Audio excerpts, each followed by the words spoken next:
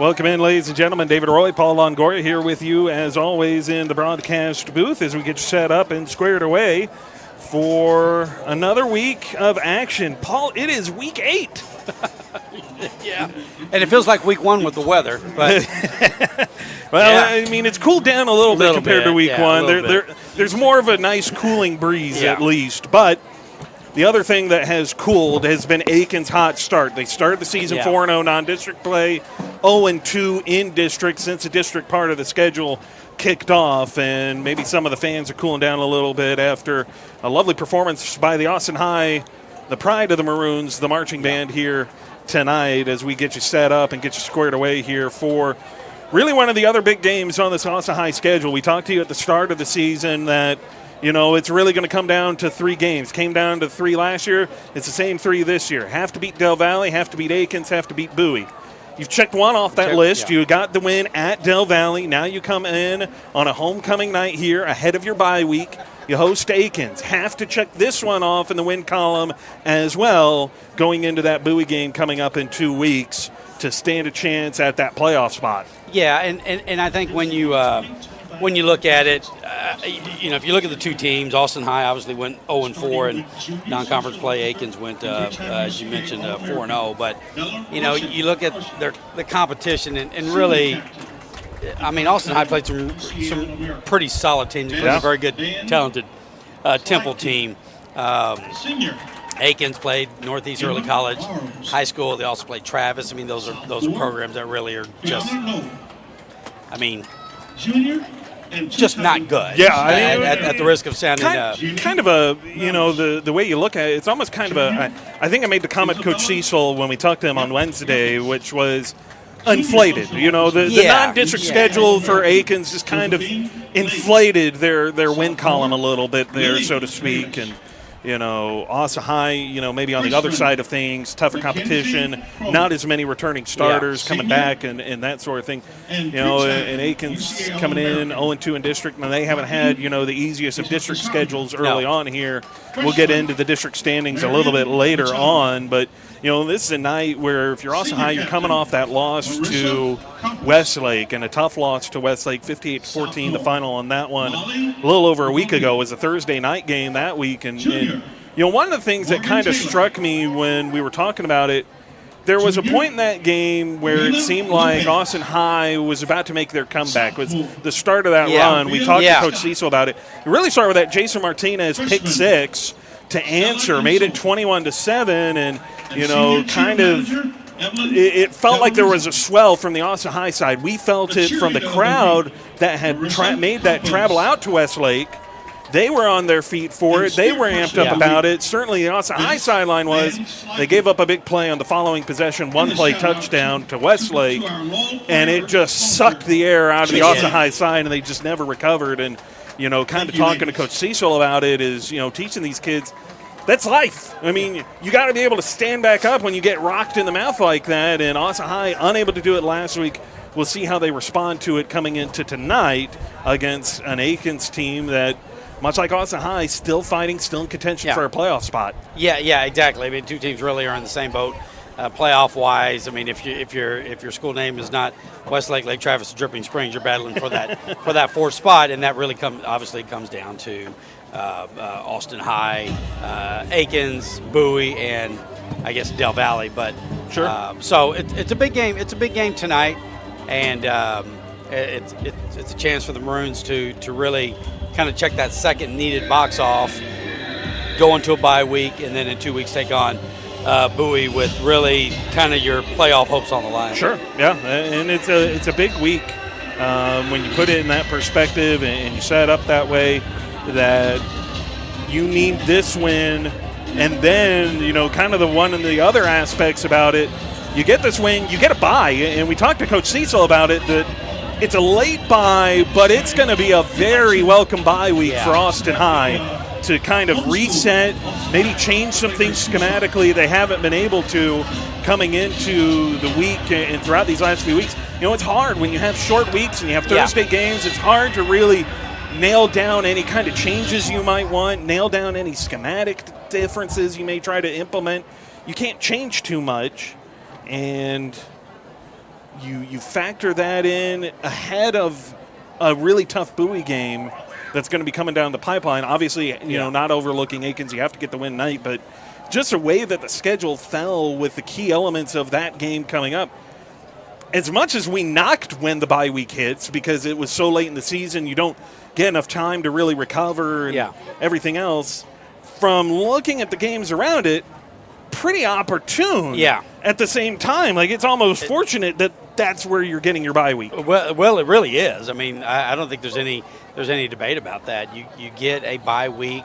Yes, it is late in the season, but we've got some guys dinged up, including Brady Childers, and we'll see how much Childers is able to go tonight if he is able to go. He's been out for several games, but you get a chance for your dinged up players to heal up, and as we mentioned last week in the broadcast, you give the coaches, the staff a chance to maybe perhaps draw up some new things for really what could be a season make or break game against Bowie. So while it is late in the year, if you factor in all the circumstances, the bye week is coming at the most opportune time that it could come for this Austin High Maroon team. Well, we'll talk about too, Paul. You added this element. I've gotten some feedback. It was a nice element that they added. Fans are appreciative of it. Your keys to the game tonight as we get set to welcome out the Maroons. Well, I'm going to say the first key right now is, and this is going to sound a little bit crazy on the surface, is don't be overconfident, and you got to battle complacency. And you might be thinking, we just got the break speed off us by both Dripping Springs and Westlake, but these are 16 to 18-year-old young men, and it's easy to they know the story. They know Dripping Springs. They know Westlake. Sure. They know those are heavyweights. And so when you suddenly find yourself in a game against an equal, if not maybe a lower weight opponent, you might get a little bit overconfident. And rest assured, this is an Akins team that if the Maroons come out and mess around and they're not locked in from the jump, this is an Akins team that can get on top of them, build some confidence, and suddenly the Maroons can find themselves in a dogfight. Yeah. So, bring your A game no matter who the opponent is, and go out there and take it to Akins. Well, the Maroons taking the field right now. White lids, the maroon jerseys, the white pants. They don't look like they're going to be complacent tonight. That kind of leads in, though, to your second point. Second point, when you're going up against teams like Dripping Springs and Westlake, and I know fans don't always necessarily want to hear this, but there's a little bit of a defensiveness that you have to play because those teams are so good, so explosive. You don't really want to give them anything. You're going against Akins tonight. Again, this is a much more equal opponent, if not one that you've got an edge in. So I think the staff's got a chance to be aggressive on both sides of the ball. Take a chance here. They're knowing that, unlike Dripping Springs and Westlake, probably a minimal chance or a lower chance that Akins can really make you pay for it. That's not disregarding Akins. It's just the fact of the matter. I think they've got a chance to be more aggressive, more proactive on both sides of the ball, as opposed to kind of playing a defensive posture against Dripping Springs and Westlake. Leads into your third point. The quarterback that we've talked about, that we've raved about to Coach Cecil, and you especially, I mean, you yourself have really taken a shine to this young man who started pretty well last week against Westlake in the face of some adversity, started well against Dripping Springs, and seems to have been the hot hand to claim this number one quarterback job. I know Coach Cecil wasn't quite as committal as you've been about it, kind of maybe, playing a little bit coy with it. But, by all evidence that we've seen, it certainly seems like it's Whit Davenport's world from the quarterback spot, and we're all living in it. I think so. I mean, this is a young man who struggled last year in some part-time action. As a sophomore, he wasn't always terribly accurate, and I think he just kind of struggled with the speed of the game. I think there were some issues early on in the season, kind of the same thing. But what I've seen, particularly in the last 2 weeks against really elite competition, despite what the scoreboard has said against both Dripping Springs and Westlake, I think we've seen Davenport really elevate his game to where he's kind of taken that quarterback spot, kind of taking the bull by the horns, and he's establishing himself as the guy back there. He's made really good decisions. He's played very tough. He's played very smart. He's thrown the ball accurately, and as well as he played, I think, against Dripping Springs, I think he played even better against Westlake, showed some really good toughness that I think is worth pointing out, and I look forward to a big game from him tonight. Well, we'll see what the Maroons can bring. You know, we've talked about it at length and have raved about him to Coach Cecil. And Coach Cecil is, you know, kind of responding that same way, that he's been impressed and very pleased with the growth that we've seen from quarterback Whit Davenport, one of the captains that will help lead them out. And, of course, he will hang back, and it will be Friday. And maybe more importantly for this Austin High team, we haven't really touched on him too much, but it's a return of Reed Childers tonight to a backfield that, you know, maybe hasn't necessarily missed him in the way that Caleb DeLeon has exploded onto the scene for Austin High. You know, Coach Cecil's talked about it, and he's ready. DeLeon, great kid. He made sure to stress that out front, that Caleb DeLeon has been a great kid first and foremost. And then from there, that he has been a very pleasant surprise in the backfield. The way he has run, the way he has been hard-nosed about running the football. But certainly, I think, glad to have Childers back just to kind of take some of that weight off DeLeon a little bit, give him a little bit more rest. As Austin High will get the ball first, Akins will kick, and that means they'll get the ball to start the second half. So we will get our first look at this Maroon offense here tonight, and we will get you set up here and take a quick look at them for you. You know, you mentioned getting Childers back. That is a big deal. And, again, we will see what his workload is tonight. But I think we both like the combination of some toughness and some little bit of wiggle that he can bring and really help kind of stretch out this running back load for the Maroons.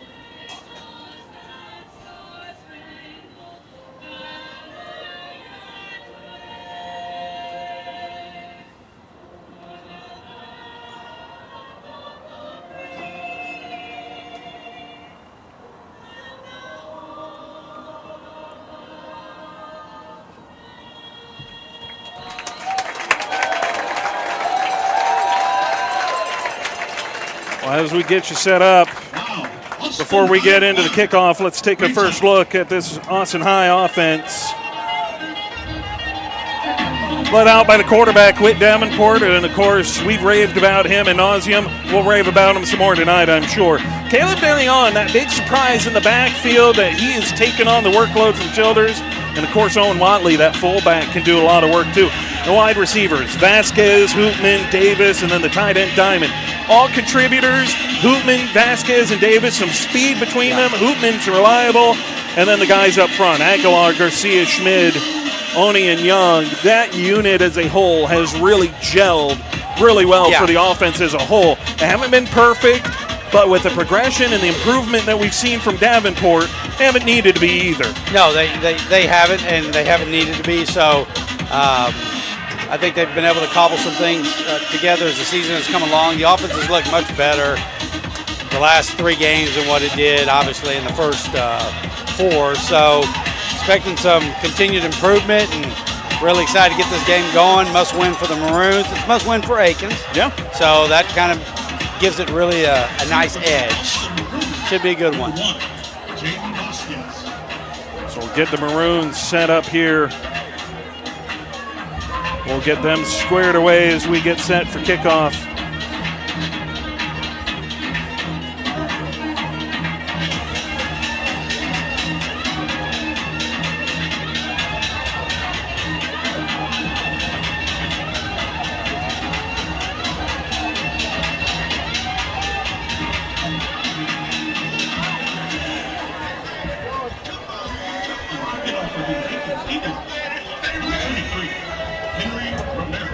Akins will get set to kick this one away.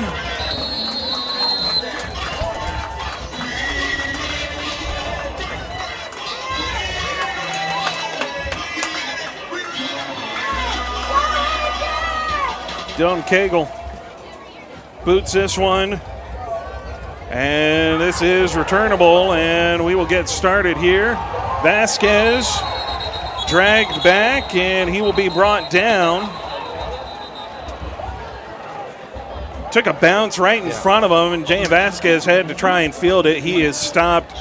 They'll give him forward progress at the 18. And that's where we will get this first look at the Maroon offense here tonight. Well, we're going to get a re-kick, it looks like. I imagine a re-kick. I think that Coach Cecil will want to give his return team a chance to re-kick this unless they just add it on. But you got the ball only at the 18. I would take my chances in being able to get out to the 23. So it looks like they've walked back out the return team. So this will get backed off, and we will do the kickoff again in an effort to give the Maroons better field position. So early on here, a costly penalty for Akins. Not starting on the way you would like. See John Burns there, standing tall as part of this field goal unit. They bring Vasquez up. So Vasquez was back inside the 5. Yeah. They've moved him up about 10 yards to the 15 here.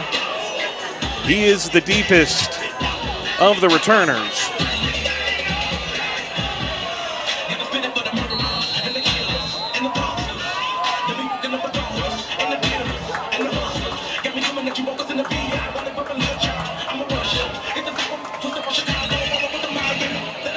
So we'll do this again.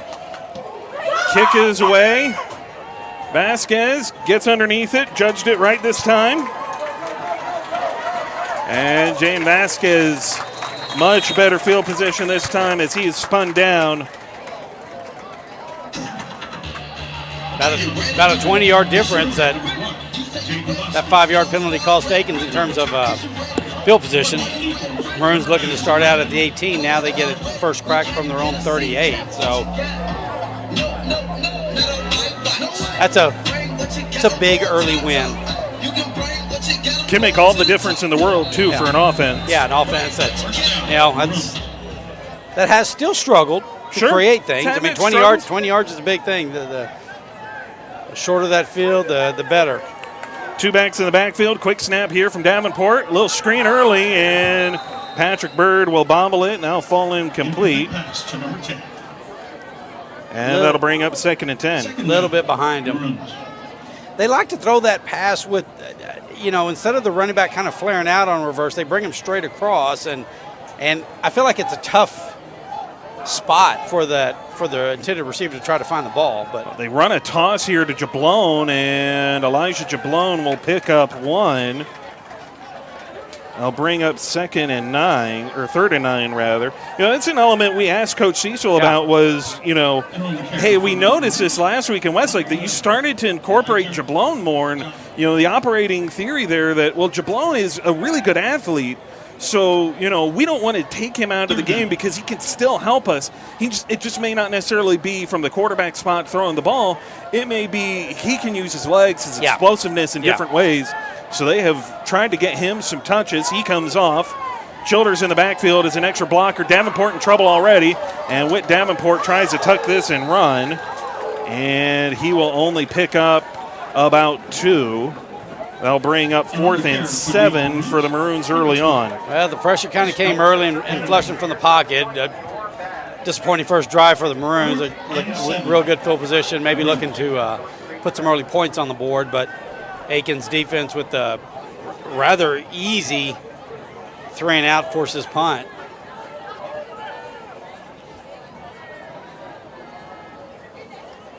Almost a little false start by the gunner on that far side. He kind of got a little early movement. Surprised the flag wasn't thrown for it, as this will take an Austin High roll. Good punt, really good punt. And will be stopped at the 15 of Akins. And that is where they will set up shop for their first time tonight. That'll bring us to our first look at this Maroon defense here tonight.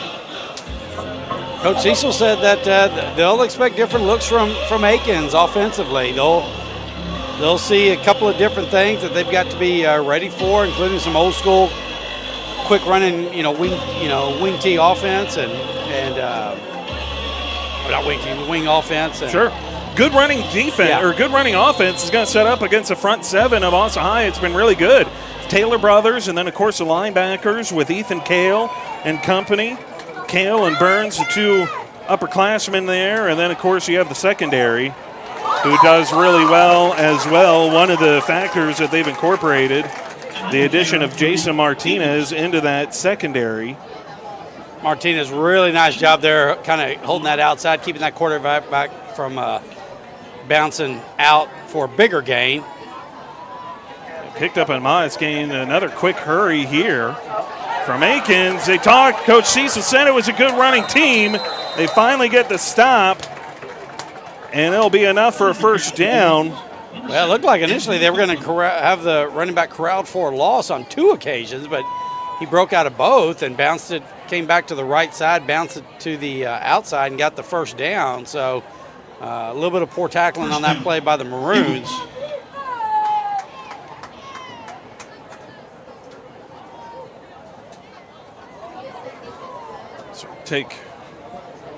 Now finally Akins will take their time here. So they went up tempo pretty quick there on that first series. Now they're taking their time. But it is 1st and 10. Snap, give. And this Maroon front seven corrals him pretty quickly. Ethan Kale in there on the tackle, but it was Michael Friday and Hardison Borth who had him wrapped up initially. I'll bring up a gain of 2, 2nd and 8 upcoming for Akins. Nice first down stop there by the Maroons. Try to keep Akins behind the chains. It's the one thing about these running teams, you want to try and get them out of that so that they can't rely on the running game. A little quarterback keeper here, slips one. Cagle slips two. Finally a hard collision. Right at about the line to gain. I think this. It looks like they will give it to him. Yeah, and I think that's a good spot. I think that was a good spot. So another tough piece of running. Kind of, again, a little bit of shaky tackling on the part of the Maroons.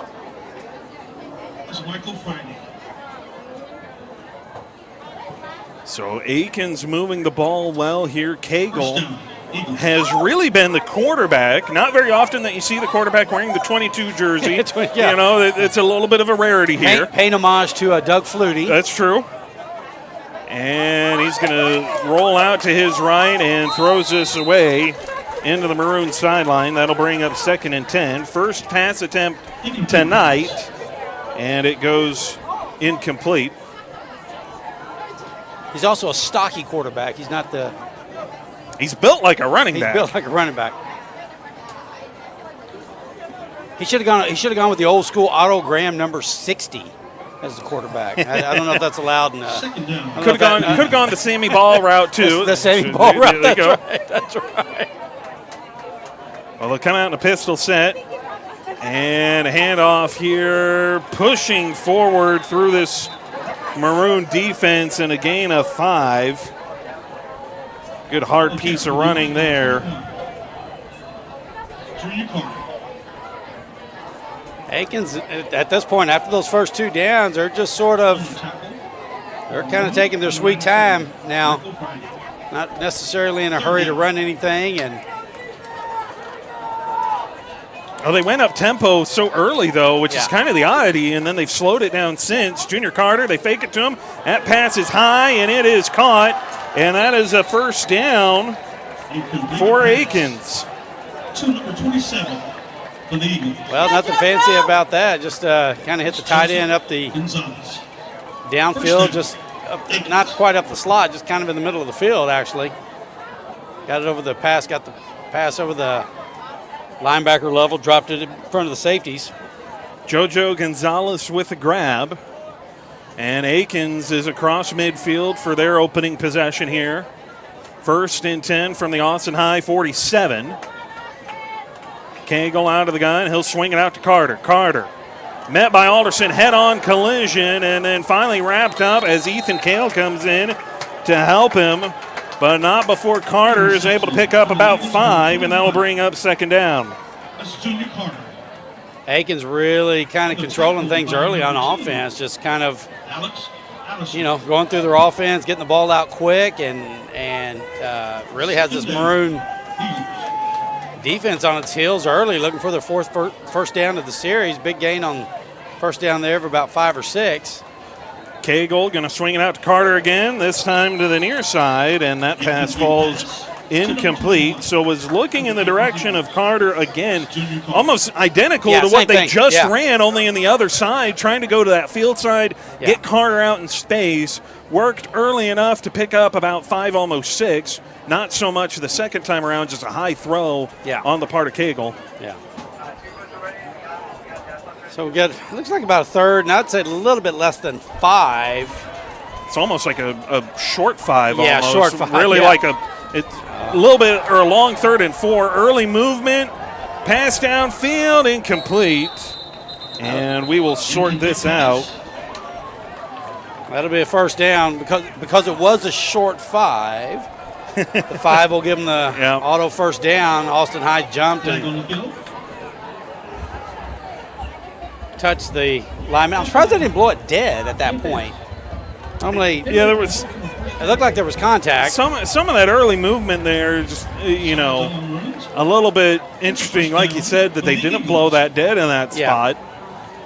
But Akins tried to convert that free play, just a little bit overthrown. Yeah. But they're on the move here. They're just kind of chipping away at it. Yeah. Was looking in the direction of Jaden Tovar on that free play. As snap of the give here. The keeper from Cagle, but it does not pick up much. Only about a yard to be had on first down. So 2nd and 9. The one thing, a lot of defensive coaches will say this, and it's kind of it's a bittersweet or positive and a negative, if you will. The good news about it is you get these long drives that chews up clock, keeps the other offense possessions on the, limited, keeps the opposing defense out on the field longer. The flip side to it is the longer these drives go, the more plays that you run, you're creating more opportunity for mistakes, turnovers, things of that nature, as this Maroon defense, led by Martinez and Cale, get home for a big stop and force 3rd and 9. So it's going to be a passing situation here for Akins. We'll see how they adjust. That's a good point. The more plays you run, obviously, that's more chances for a mistake. It's more chances for Austin High to kind of stiffen on D. Now, of course, on these first 2 downs, they've done a nice job, so they're forcing a 3rd and 9 here. Longest 3rd down that Akins has faced tonight, and that's some late movement by the Austin High defense. Cale chasing Cagle, receiver wide open at the sticks, and that's a first down for Akins. Wow, that had to have been some sort of mix-up there in the secondary because the receiver was wide open about 12 yards downfield to give his quarterback a target who was on the run under some pretty heavy duress, running to his left, but he made a very nice, accurate throw, wide open receiver, and this Akins drive just kind of continuing. So Martinez comes off, Geyer comes in his place into the Austin High secondary. But, there's been a couple of these instances on 3rd down now where the Austin High defense has almost shifted really late in the back levels. In the 2nd and 3rd levels of the defense, they've had late shifts, and it seems to have caused some of the problems. As Carter with a carry, Junior Carter outside, Vonzel Lewis, good job setting the edge. Unfortunately, it's another first down by Junior Carter. Well, that's just some tough running right there. He had a little bit of an alley out to the right, but then he kind of blasted his way through a couple of defenders and got that one final bounce outside. So Akins they're just kind of taking this thing. Remember this drive started at their own, about the 15-yard line. And now it's 1st and goal from the 8. And this throw to the end zone, it's caught. Touchdown, Akins. Vonzel Lewis was in position, thought he had it, and he left, and he got some air on him, too, on the vertical jump. And unfortunately, it just sailed over his outstretched fingertips, dropped in to Tomar, and that puts Akins on the board first. I was wondering when they would try to exploit Tovar. He's got some height on him. There's going to be movement on the interior on this point after.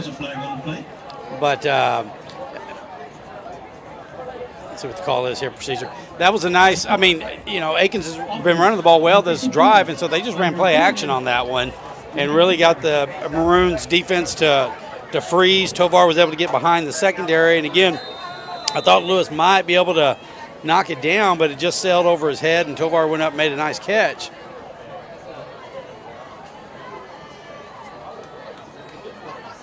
So they'll set for the extra point. Snap, hold, kick is up, and that is into the parking. Or no, it hits on the top of the scoreboard and bounces back.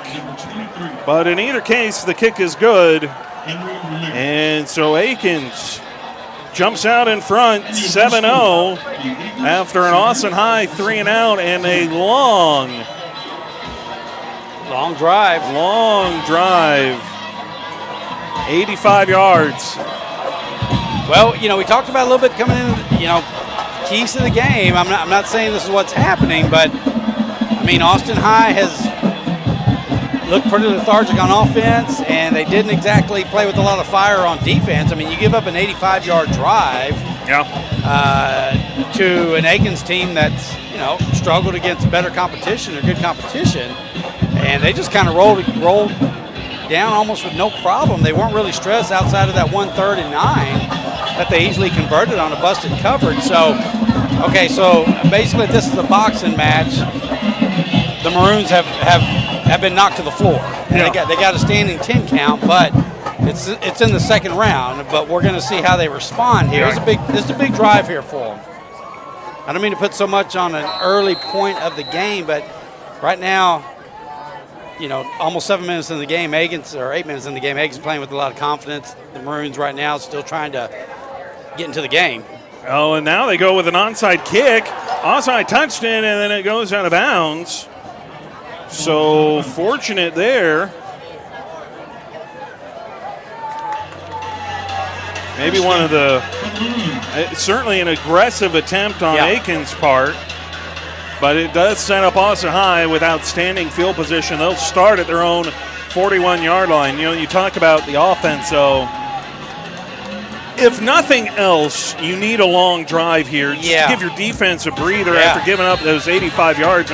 We're seeing Michael Friday down here trying to have to stretch himself out and not getting cramps here. So handoff.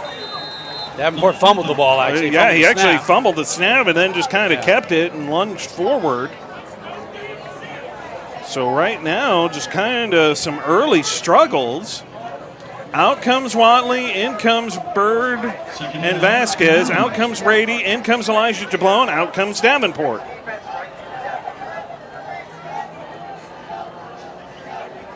So Elijah Jablon will get a crack at this. So it almost seems like, I know Coach Cecil made the comment, not this past week, but a week ago, that whatever quarterback we run out there first, we usually end up having to pull, and then the other one does pretty well. As Jablon, keeper, Elijah Jablon, into the third level of the Akins defense, and it's a first down. Well, much needed keeper there by Jablon. Kept the ball in the zone read, just ran it right up the gut for about 15 yards. And, it's almost, kind of touched on it, it's almost like just an adjustment from Austin High offensively saying, okay, we're getting a lot of pressure, getting into Davenport's face. He can't set up. We need somebody who can move maybe a little bit more. Let's put Jablon in and just kind of let him create a little bit, get this defense to back off. As quarterback keeper here, Jablon with a spin move. And Elijah Jablon picks up about 8, but there is a flag. Flag on the far side. It'll either be an illegal offsides or illegal formation. This will march this off. In comes Watley and Brady Ford. Out comes Bird and Vasquez. Boy, that penalty, that's got to be, for any football coach, an alignment penalty has just got to drive you crazy. Yeah. I mean, come on. Coach Cecil now having a conversation, too, with the official. First and 15. So this will be 1st and 15 from the Maroon 49.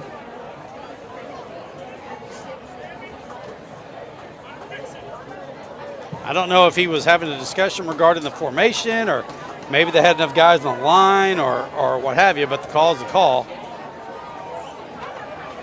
Jablon out of the gun here. Snap.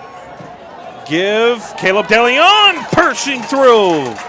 And DeLeon will get back to the original line of scrimmage and then some. Sort of ugly looking handoff, but DeLeon managed to keep the ball secured in his It's almost like pocket. Jablon was maybe trying to pull it late. Maybe, yeah. And DeLeon had such a grip on it that maybe it was almost like Jablon couldn't get his hands out and let go of it like he was going to go for a ride. Well, 2nd and 9. Jablon looks in trouble. Quick hitter and incomplete. Just that one in the turf directly in front of Brady Ford. Just some quick pass rush early there. Brings up 3rd down. Number 88 on the rush. For the Eagles. It's Jackson Stroke. Ford and Watley come off the field. Davenport has his helmet on, waiting to go back in. Vasquez, Bird come back in. Vasquez split out wide here to the near side, trips to the left. Jablon, play fake in trouble. Elijah Jablon takes off outside to the right. He's got room. Elijah Jablon brought down at about the 25-yard line, but it's a 1st down. And Jablon, not enough time to put it through the air, but evades the initial rush and then converts with his legs. Keeps this clock rolling. A split out wide. Jablon, quick out to Vasquez. Vasquez with a quick move. He'll pick up 5. Nice throw there by Jablon. Good catch by Vasquez. Just ran down, sat down, and gain of about 6. 2nd down.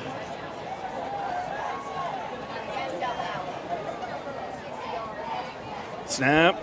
Give to DeLeon. DeLeon bouncing outside to the right. Caleb DeLeon's got a 1st down. This drive will keep moving.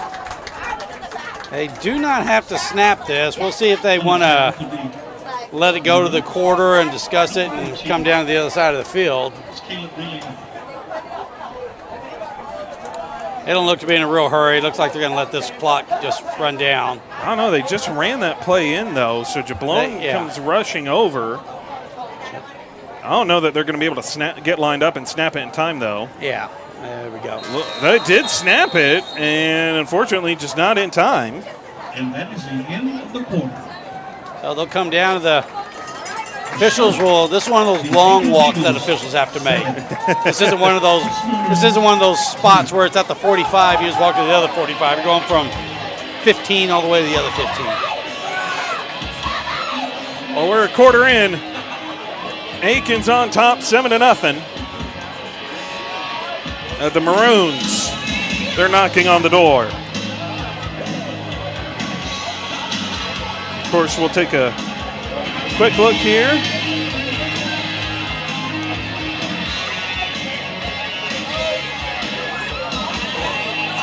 At our game day sponsor, Torchy's Tacos.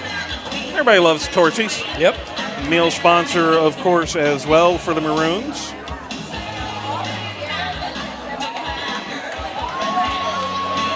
Taco of choice. You go to Torchy's. What's your selection? You know, it's been a while. I'm trying to think what is it?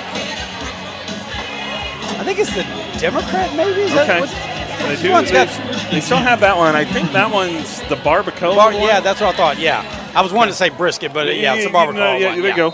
Yeah. And Jablon dancing his way through. Quarterback keeper, he's got it inside the 5. It'll be 1st and goal when they finally bring this to a stop. And finally, they whistle that dare. They held off on that for a good long while. Yeah.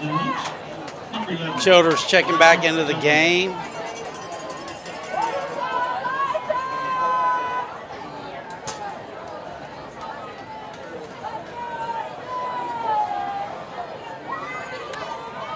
First and goal for the Maroons. So first and goal for the Maroons. They'll come back to that I formation, 2 tight ends, Deering and Diamond. They'll give it to Watley. Oh, and Watley's got it down to the 1. Second and goal to go. That quick inside handoff that they do to the fullback, try to catch that defense off guard, and it worked. He didn't get in the end zone, but got it down inside the 2, pretty much close to the 1. Just a little fullback dive. Let's see if they do that or something else, and whistles come in. Akins call timeout. Oh, yeah, Akins timeout. Either that or their coaches were just going to walk out of the field and play defense for them, because they had sent about 3 or 4 out there. But, you got to wonder, when Watley lines up and he knows the play's coming to him, I mean, you're that fullback, you're thinking, all right, don't leave early. Right. And hang on to the ball. This is my chance. Yep, exactly. And they've worked him into that tailback spot a little bit, too. Probably thinking, Mom, I hope you got the camera ready. Yeah. Well, get that. Well, I mean, we do have the end zone angle for him. We have the end zone angle ready for him. That's right. If he can punch that in. That's right. Give him a little love. That's right. So the Maroons get the opportunity here to discuss this. This is maybe a big opportunity for them. Yeah, kind of square this game up. Second and goal for the Maroons. Akins burns the first of their 3 timeouts. Like you said, second and goal, I formation. Deering and Diamond, the 2 tight ends. Childers, the deep back, snap. Quarterback keeper. Jablon, I believe, is in. Yes, he is. And the Maroons answer with a touchdown of their own.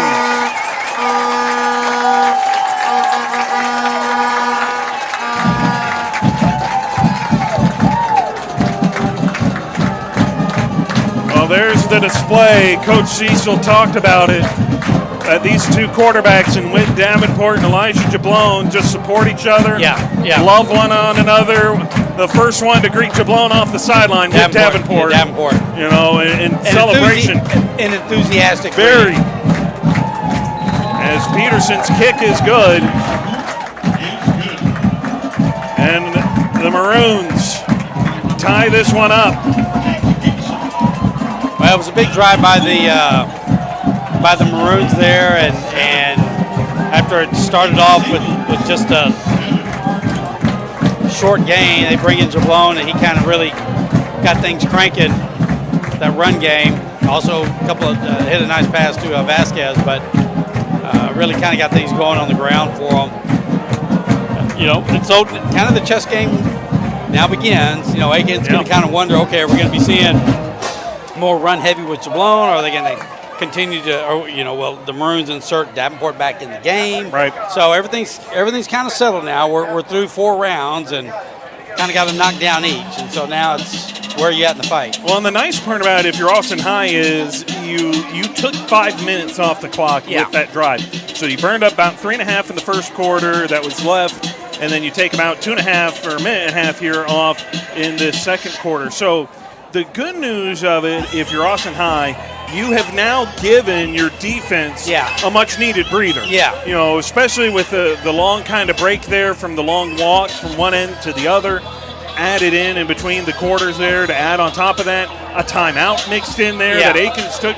That all coupled together gives your defense a chance to kind of catch their breath, gives your defensive coordinator and your staff here to kind of reset, saying, okay, hey, they're running that ball really well. Let's make some tweaks here in game to account for it and be better prepared for it on the second time around. And so now we'll reset and go from there. So Peterson, kick is away. And this will skip its way down. And on the return, out to about the 22-23-yard line. Good coverage there. You talked about the Maroon defense getting a good solid rest right there. Give them a chance to kind of catch their breath. And knowing defensive coordinators, probably I imagine the defense got what we used to call kind of an alpha Charlie, kind of get them reset mentally, so to speak, or kind of get in the right frame of mind. I'm sure the defense coordinators had a few choice words about the relative poor play on that first, allowing that 85-yard just time-consuming drive.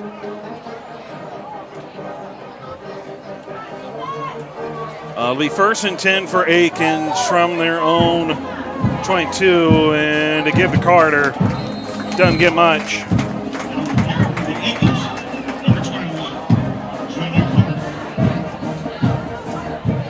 Maybe a yard. Looks like that's what they'll give him. It'll be 2nd and 9.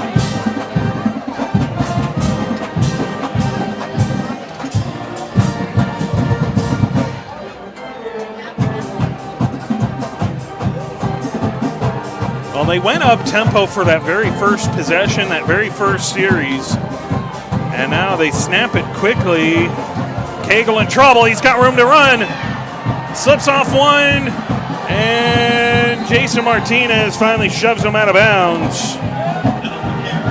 Well, I think he was looking for Tovar up the middle, but Maroons had good coverage on him at that last level, but they kind of overran their pass rush lanes and left a wide open one for Cagle, who took advantage and went out and got the first down.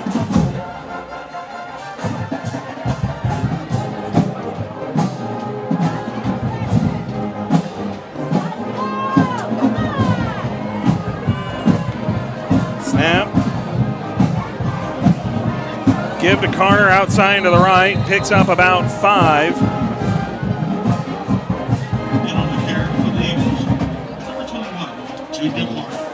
Carter looks like he's a good-sized load to try to bring down. Certainly doesn't look like it's easy. Yeah, he's him and Cagle both. Like they're just stocky. They're built guys. Yeah. Second down, Akins.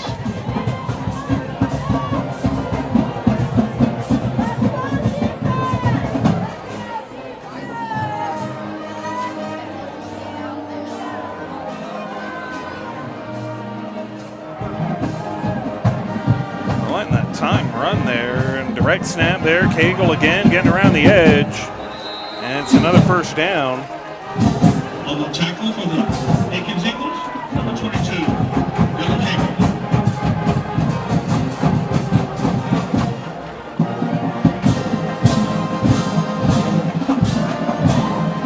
So you're in a spot right here where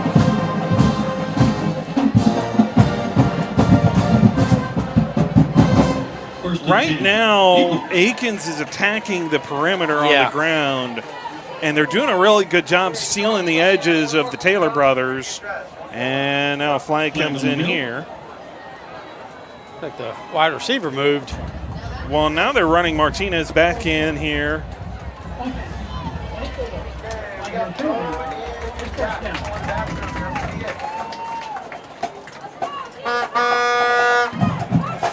Receiver with the early flinch.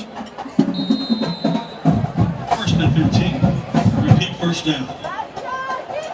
So it'll be 1st and 15. So they're sealing these edges here of the Taylor brothers, and then the linebackers aren't quite getting enough pursuit. Jump there, no flag. No flag. This is a shot downfield. Alderson in prime position to knock it away. Well done by Alex Alderson. Very nice job. Had inside leverage. Ball was just a tad overthrown. Alderson did a nice job of knocking it up. Not just knocking it up, but he stayed in the game because that ball kind of hung a little bit where Tovar might have been able to catch the grab on the rebound, so to speak. But Alderson did a nice job of sticking with it and making sure that receiver wasn't able to get to the ball. I think the coaching point for Alderson that they're going to review in the film room is, hey, good job getting the deflection. Next time, though, push it away. Don't push it in front of you guys so you can both go after it. Push it backwards. Speaking of pushing backwards, that's exactly what this Maroon defense does. Ethan Cale amped as he gets there to make the stop at the line of scrimmage. 3rd down. Ethan Kale was there in a hurry. Yeah. Scraped over from his linebacker spot.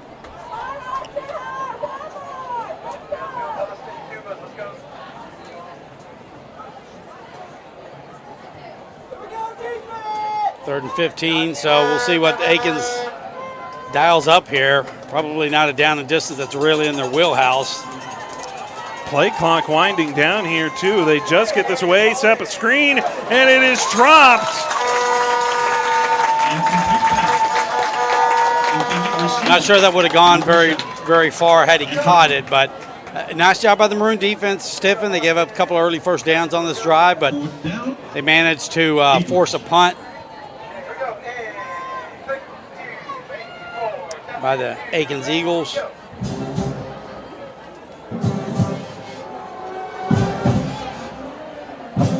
Big stop defensively for the Maroons after that opening drive.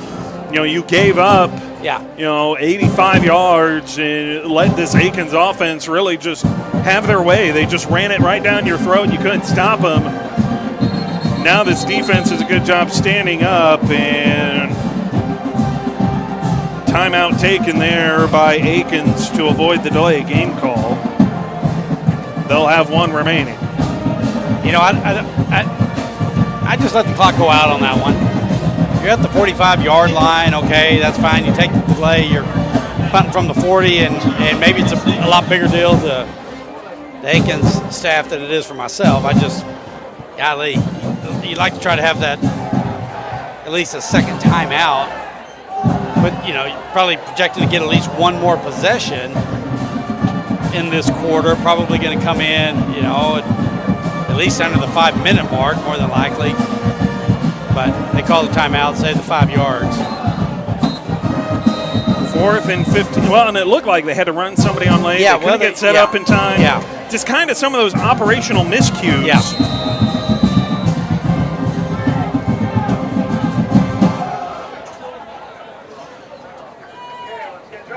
Low snap, bobbled. Good able punt. to just Wow. drop kick this one, and that is over Martinez's head. Martinez going to try this. Disaster. He is dragged back to about the 1. Looks like they're going to stop. They're going to mark him about the 5. His forward progress. I mean, it was kind of a 50-50 whether to field that ball. He did have a nice bounce. He was running away from the direction that the Maroons will be going in, but you know, if he doesn't field it, there's a chance they perhaps kill that ball inside the 2, perhaps. Yeah. And maybe that doesn't seem like much of a difference between the 5 or the 2, but it is. It is. You know, realistically, you kind of eliminate a chance for a safety on this play, but They'll come back, single back set. Jablon under center. Snap. And Jablon really just keeps this one up the middle. Or excuse me, they give it. De Leon, wasn't it? Yeah, it was Caleb De Leon who got the carry. On the carry for the Maroons. Number 14 is Caleb De Leon. He picks up 2. And the second down run for De Leon, much better, out to the 15. Not quite enough for a first down. He's about a yard shy. The official on the far side ran out to the 17-yard line. I said, I don't think that's how far out he got. Also high going a little up-tempo here. Jablon, little RPO. Jablon keeps, spins his way down to the 22. And that'll bring up a new set of downs for the Maroons. Nice job there by Jablon. The initial receiver looked like it was covered on that slant. Not wasting any time, just tucked it. He knew he could get that first down simply by just starting upfield, which he does. And nice gain there of 7 for the first down. Keep the drive going.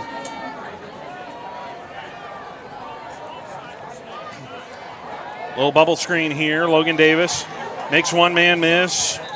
Finally sandwiched and brought down after a pickup of about 3. Nice throw there from Jablon. Ball came out quick. Decisive, sharp pass out to the left side. Actually give him 4, so it'll be 2nd and 6. Jablon out of the gun, fakes, keeps. Elijah Jablon with a burst of speed and a lefty move. Out across. They'll spot him at the 37. It's a first down. Comes up a little bit of a hitch in his giddy up.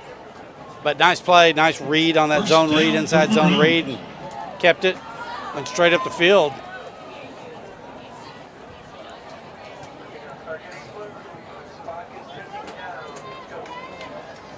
Coming up on the 6-minute mark.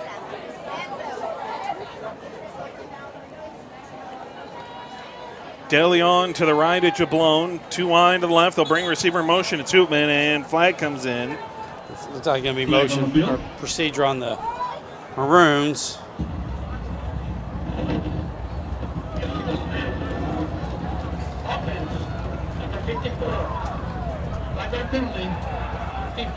So a little early movement.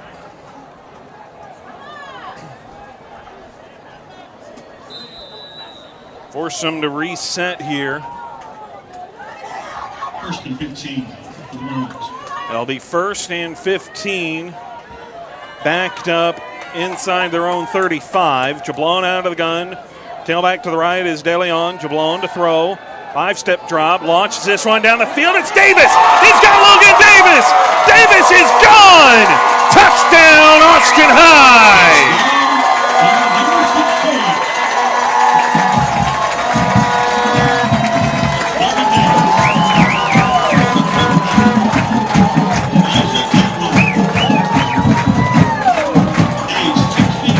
No flags to be seen as Elijah Jablon saw what he wanted. He got the one-on-one coverage and let it rip when Logan Davis got behind the defense. And the Maroons take their first lead of the night as Peterson's kick is good. 14-7, 5:19. Well, I'm gonna say 2 things on that. First of all, it was a very good play action there by Jablon and a very nice throw. I happened to watch the interaction of when Jablon came off the field with his offensive coordinator. Just judging by the conversation visually, I don't think that was the play call because he congratulated Jablon and Jablon acknowledged it, but then he also pulled him back and Jablon actually opened up his play card, and you could tell that I think the coach was saying, no, the signal was this or something to that effect. Hey, he got the wrong play. He did dap him up, good job, whatever, but I don't think that was the play call. Nonetheless, it worked like it was because it was very well executed. It was the right execution of an incorrect play call. Well, and sometimes it's the result that matters. Yeah, that's all that matters. You know what, brother? That is all that matters. Although I know, Coach Cecil is, the kind of guy who would say, even if there's good results, bad process is bad process. Sure. You can't have Exactly. it. We want good processes. Exactly. Peterson, squib kick here. There is a flag back here, too. So this will go against Austin High, and I imagine we'll see this get kicked again. Well, the ball came out. The Maroons had a chance to jump on it, but failed to do so. It would have been all for naught anyways. Looks like we're going to get an offsides. I feel like we've seen so many offsides on kickoffs this year. Yeah. Certainly seems that way. Yeah. But, getting back to that point about Jablon and that play, I mean, he tends to be more of your running quarterback. Yeah. Okay, and certainly denied anyways. I mean, that's what we're seeing from him. I mean, he's having to run. Now, part of it is this is a really good pass rush. Akins may be sending extra pressure, too, from what I've seen. They're sending a couple extra to really attack the edges here. And so it's forcing Jablon to have to step up, and he just hadn't felt like he can set his feet. Has to take off as a run. Yeah. It's worked to this point. To your point, though, he's having to be a little bit more of a running quarterback tonight, which is part of the switch from Davenport to Jablon, which is, hey, we're having to get a little bit more mobility back there. Davenport maybe a little bit more of a true pocket passer. That's really good, but you're having to kind of mitigate that and switch that up here to being what it is in the spot that you're in. Well, again, though, the play worked very well. Beautiful throw, beautiful catch by Davis, and he took it to the house the rest of the way. So 1st and 10, and a run outside from Cagle gets him out of bounds. That'll stop the clock. Number 22, Should stop the clock anyway. Dylan Cagle.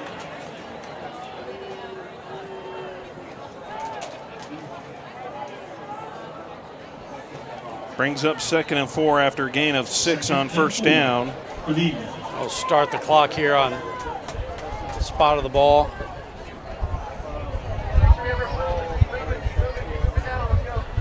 So keep in mind, Akins got one.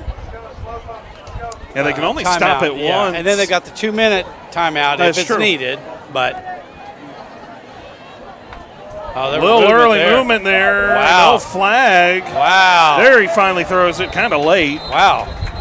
Flag on the field. Was he digging for his flag? How'd the guy on the other side? Now, I mean, this is the ref on the near side who was the furthest away from that right offensive guard who moved, but he saw it. I mean, yeah, he saw it, and I think part of the delay was him wondering if the other side official was going to throw the flag and call it because he should. Or the referee. Yeah, exactly. And Yeah. so in either case, I mean, he ultimately it's almost kind of one of those, you look around, anybody else going to do something about this? All right, I got it. All right, I guess I got to do it. I got it. I'll throw the flag here, and ultimately that's what happens. Sort of like when you're out to dinner with friends, like a group of like 6 or 8, waiter comes and like everyone's kind of looking at each other like, well, I'm ready to order. Yeah, exactly. I'm gonna take the ribeye and the baked potato and a side salad.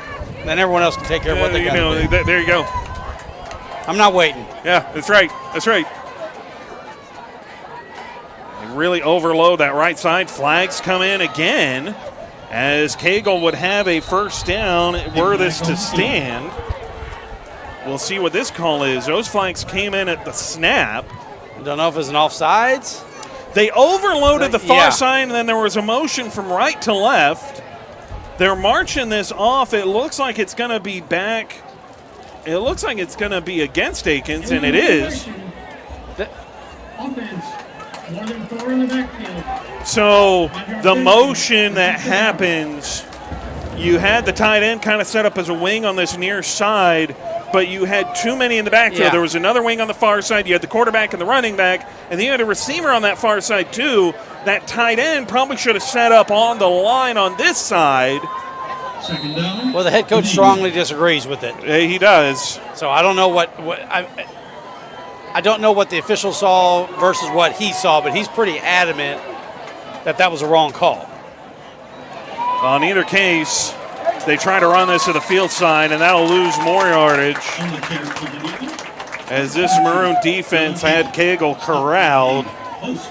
and that'll bring up 3rd and about 19. 3rd and long for the Akins Eagles. So long 3rd down. So keep in mind, at one point this was 2nd and 4, and it Yeah, looked like yeah. Akins was going to be able to go back to running the ball. 2 penalties, and now a big stop by the Maroon defense on 2nd down has pushed them really into this long down and distance where primarily it turns into a passing situation. Now maybe you go against the grain, you go against tendency, you run the ball there, trying to catch them by surprise. But the Maroons are stacking this box. As a quick little dump off there, picks up maybe 3, and that'll bring up 4th down. So the Maroons with the chance probably will get this ball back with about 2:45 left or about 2:40. They've got a full arsenal of timeouts plus the 2-minute timeout.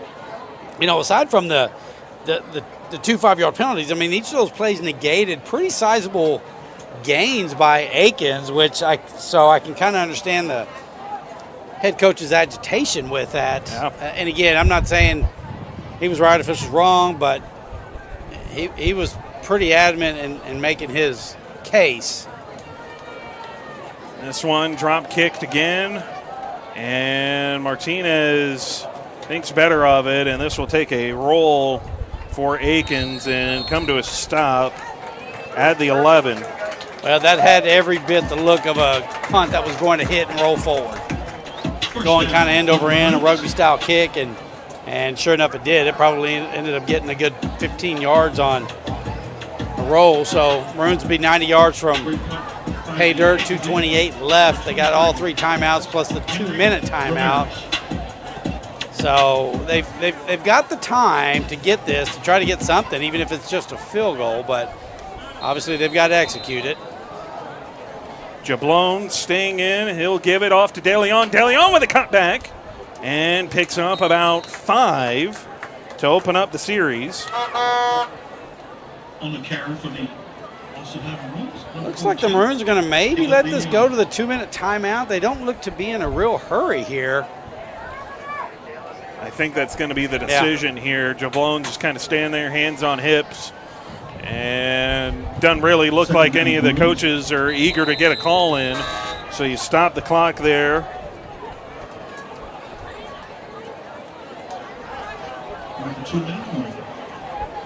So we've reached the 2-minute mark in this first half. Boy, this first half feels like it's kind of flown by. Yeah, well, it now, has.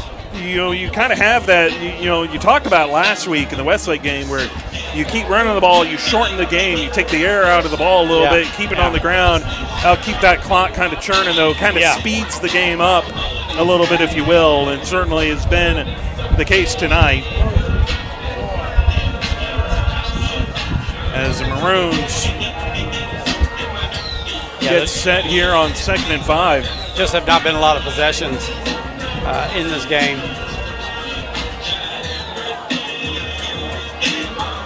Some long drives, stop it. Really the biggest stoppages have come off penalties. Here, especially here in the second quarter. Yeah. Not much more to speak of beyond that. Receiver coming in motion to Sootman. Jablon drops back, looks to throw, has time. Jablon dancing, trying to buy a little bit extra. This pass behind Ford and intercepted.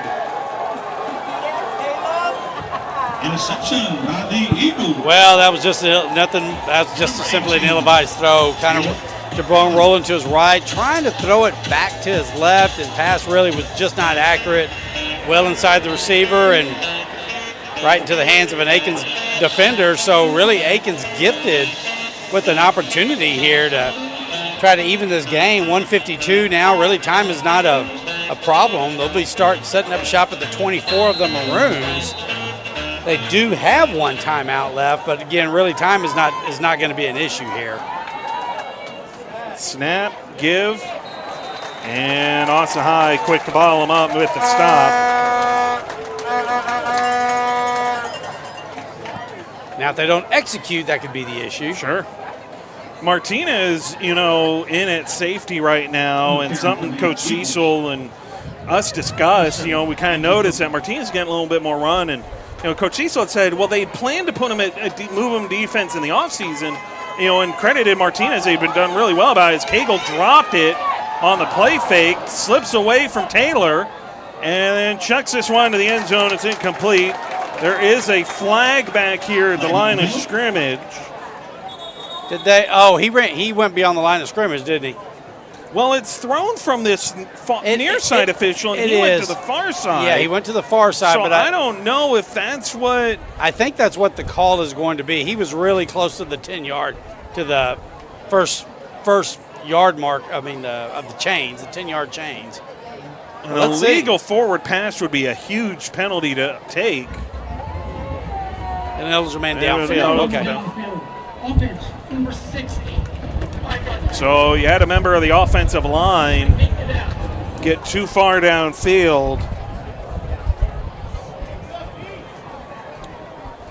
But, talking about, Jason Martinez making the transition to defense, Coach Cecil and them said that, well, we planned for it in the offseason, and, Martinez done really well. Of course, Martinez is an outfielder in baseball, so kind of almost a natural feel for him in that safety spot a little bit.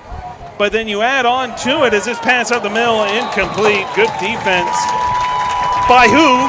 Jason Martinez, right on cue, right, as we're talking about him up here. But, the talk was, well, we had some injuries to the wide receiver room at the start of the season, so we had to put him back on offense, get some depth back, and then move him back to defense. And so kind of that back and forth, Coach Cecil said, it's not easy on a young kid like this, but Martinez answered the bell, and over the last few weeks has really kind of stepped in and taken a starting role in this Austin High defense, and he brings a speed element. He's really good in coverage, as you just saw. To go with that is a quick little bubble pass out here to the right, and that'll get back to about the 26. I've noticed on this drive that the Akins running back Carter has not been in. Now he's going into the game on this 4th down, but this is his first appearance on this drive. He didn't appear to be hurt. Akins is not using that 3rd and final timeout yet either. They're going to go for this. Cagle rolling to his left. Quick low throw for Carter, and it's incomplete. And so Austin High will be the benefactors there. They will take over. That'll bring up 1st and 10 for the Maroons. 29 ticks of the clock remain, but Austin High can stop it 3 different times. And we will see what the Maroons do at quarterback. And it is neither Jablone. It is finally Jablone. Okay, I didn't see him run out with the group for a second. I'm thinking, do we have another quarterback change? No, Jablone runs in late here to join the offense, so it is Jablone to get you started. 29 ticks to try and go 73 yards, 74 yards. Or perhaps some sort of field goal range. Snap, keeper, Jablone. Elijah Jablone cuts it back inside. Jablone trying to reverse field. And he will get to the 1st down. Maroons will make that timeout. They're going to hurry back to the line here. It looks like they're not going to burn the timeout. Wow, okay. They go up tempo. Jablone just gets it away. Quick screen here for James Vasquez. Vasquez cuts it inside. Gets a flag on the face mask as time would expire. Well, they should get one play here.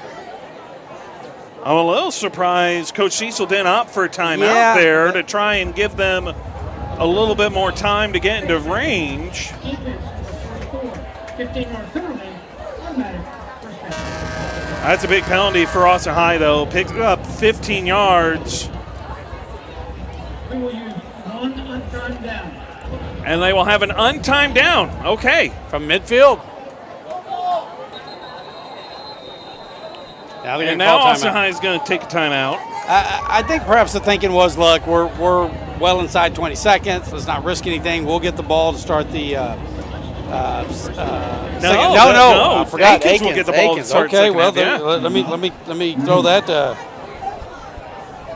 train of thought out the window. They've brought out the whiteboard here, Paul. They're drawing something special up for this. Are we doing the hook and lateral? It's almost like backyard football. You'd have these there. You get the stick. We'll draw a play in the dirt here, and who's the pick it up. Got the bottle cap, and you got the stick. You got the rock. Drawing plays in the dirt.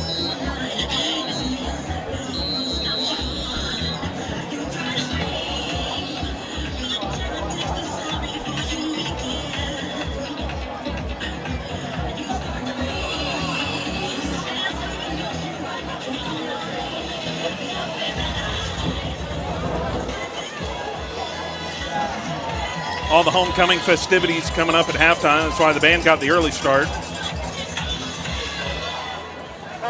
Davenport started to go out there, got all excited. And instead it is not for Davenport. Akins sends 3 all the way back to the 20. And they'll have a row of 4 set up at their own 35. Jablone to throw, 4-man rush. And a little quick throw. A little shovel pass up. Logan Davis! Davis on the sideline, forced out of bounds. It'll pad the stats. They had the quick throw, it looked like, to Hootman. Hootman just kind of shoveled it back to Davis. But Austin High and Logan Davis just got run down, forced out of bounds, about a dozen yards shy. The old hook and ladder. A staple of every last chance to try to score to win the game or go into half. When I saw it, you can say, okay, we know what's coming. And I'm like, hey, if Akins had let that guy score, let Davis score, they should have just kept going to the bus, just gone home. You shouldn't. You got no business giving up a hook and ladder for a 50-yard touchdown at that point in the game. You know it's coming. But ultimately, Austin High, does their part of things, and with the untimed down given to them by the face mask, you just kind of get a good opportunity there. It's just it's kind of almost at that point you're throwing something to the wall, you see what sticks. Yeah. Nothing stuck there. All right, we'll go into the half. We'll take these 24 minutes, kind of reset, kind of let our offense and our defense. And really the beneficiaries of it is the Austin High defense now because of this. You had the drive there for Austin High there to kind of end the half, and then you get halftime to kind of give your defense a little bit of a chance to catch their breath, get their legs back under them as you reset here for a second half against an Akins team that's moving the ball pretty effectively on the ground. And, all the chasing, all the running that comes with it as a defense really just kind of sets that up for you to try and have to work through and what have you. And so now as you come into this second half, offense right now for Austin High, for the most part, it's Caleb DeLeon, Elijah Jablone, with a couple of, help outs by, Davis, who had the long throw that was not necessarily by design. And then, a nice catch by Vasquez. But otherwise, it's been DeLeon and it's been Jablone on the ground, and it's almost kind of a mirror of each other. If you're Austin High and Akins and you're looking at this, for Akins, it's been Cagle, and it's been Carter running the ball for the most part, a couple passes in there for Tolivar. And so it's just kind of Austin High and Akins just kind of saying, all right, if this is the game that it's become, which is what it has turned into, we're just essentially going to mirror each other and see who can do it better. That's right. Who can who can avoid a crucial error. And unfortunately, Austin High got away with that late interception. Akins had the ball, really golden opportunity with just over 2 minutes and get that interception at the Austin 25, but they were unable to take advantage of it. So Maroons dodging that bullet, so to speak. But we're set up for a competitive second half. Fans at home probably won't get the reference, but Austin High and Akins offenses right now, it's kind of like flash and reverse flash.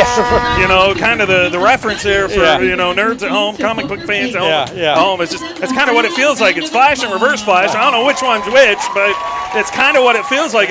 We're both doing the same thing. We're both being pretty good at it. We're just achieving different results. Right now, Austin High's got that edge, and the message in the second half is got to protect the ball, right? Austin High already had the one turnover. Fortunately, no points come of it despite where the turnover took place. And it's a testament to the Austin High defense. And so now you just kind of transition to, hey, we've got a 7-point lead. We need to do what we can to hold on to that lead and just keep, chewing up the clock and kind of shorten this game down a little bit as this night goes on. And so, we'll see what the second half brings us as the marching bands and the homecoming festivities. Got a lot of moms out here, as is often the case for homecoming here in the state of Texas. So we'll step aside when we come back. It'll be about in 20 minutes. We'll get you set up for the third quarter of homecoming night here at Austin High, here in House Park in downtown Austin.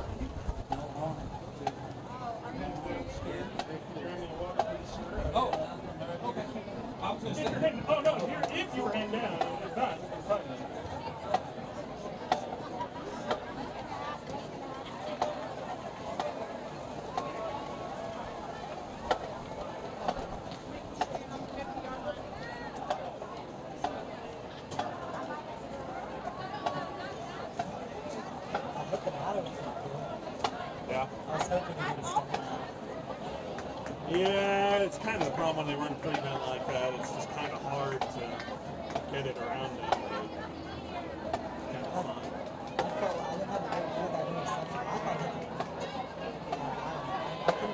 Yep. I mean, I don't know. It was kind of hard from our angle too, because from up here, when they threw it, he dove, and so all we saw was the back, and we couldn't see if he got underneath it or not. Now for your halftime enjoyment are the award-winning Austin High Red Jackets. The Bulldogs are under direction of Deputy Grade That camera down there. Just kind of They are led out of the field by Senior Lieutenant Jenny Collins and Junior Lieutenants Caleb Ayer and Callie Corliss. President is Scarlett Alanis Hernandez. Vice President is Ellie Butterworth. Social officers are Ellie Schock and Catherine Thompson. Spirit Girl of the Week is Harper Bonds. And the Red Jacket of the Week is Ellie Butterworth. Tonight, the Red Jackets will be performing a high kick routine to Fireball by Pitbull. Ladies and gentlemen, your Austin High Red Jackets.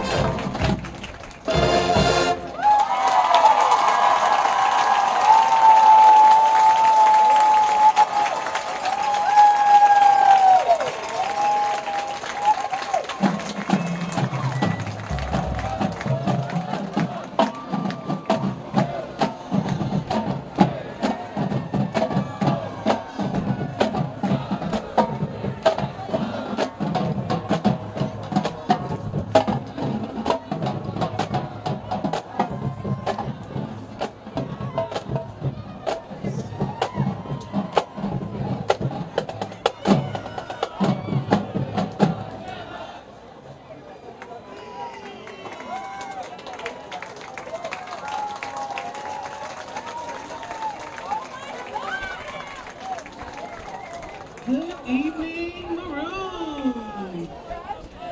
This year's homecoming court voting has been the closest there ever was, with each nominee embodying what it truly means to be loyal forever. Our nominees for Homecoming King are Maddox Menzie and Dean Strong. Maddox is a vital participant of the Austin High Band, and he plays the clarinet. He plays a jazz solo and is extremely passionate for jazz and his favorite football team, the Chicago Bears. Dean Strong is also a crucial member of the band, having done marching band for 4 years and has been a section leader for 2 years. He is also one of the only people to have won a state division one distinction for solo and ensemble as a freshman.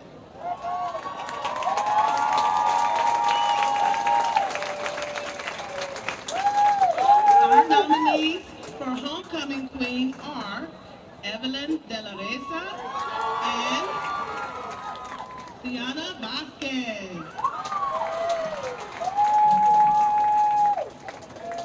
Evelyn De La Reza is the editor-in-chief for our comic yearbook, and she's the first ever cheer manager. She is known by her peers to be a positive and fun-loving person who uplifts her community. Sienna Vasquez will be the first in her family to attend university. She is a proud member of Ballet Folklorico. She is the vice president of the Hispanic Student Alliance and has a great passion for teaching. Now, presenting our homecoming queen and king this evening will be Dr. Bedford and our student council president in room.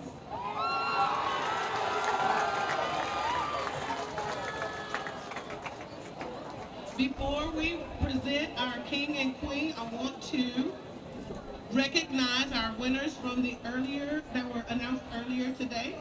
Estrella Perez for junior court representative.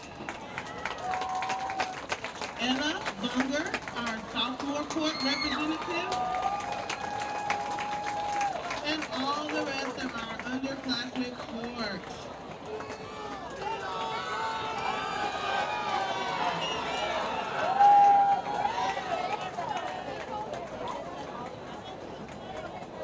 And now, we're ready to announce our king and queen for Austin High Homecoming 2025. Drum roll, please. Your homecoming king is Dean Strong.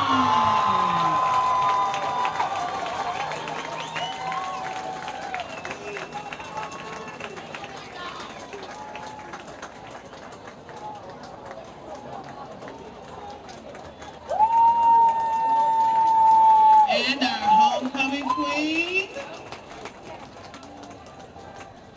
Sienna Vasquez.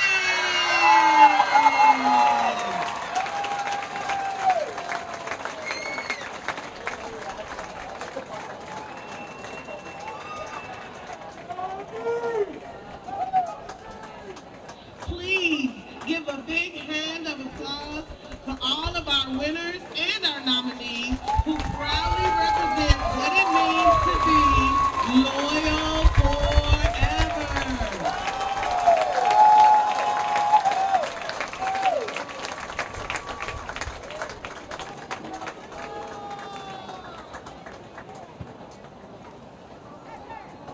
Congratulations, everybody.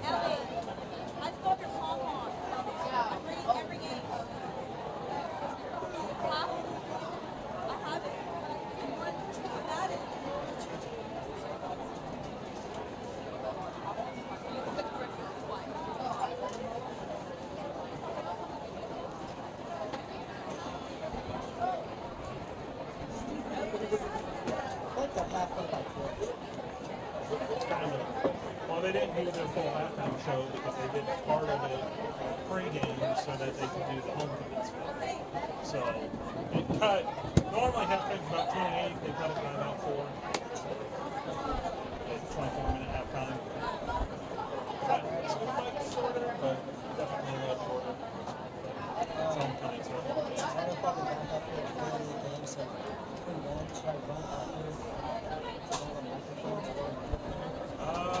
I didn't talk to Cecil about doing post-game. So many other things going on. No, I wouldn't worry about it this week. Kind of haven't been home enough this season to really talk about it and do it. So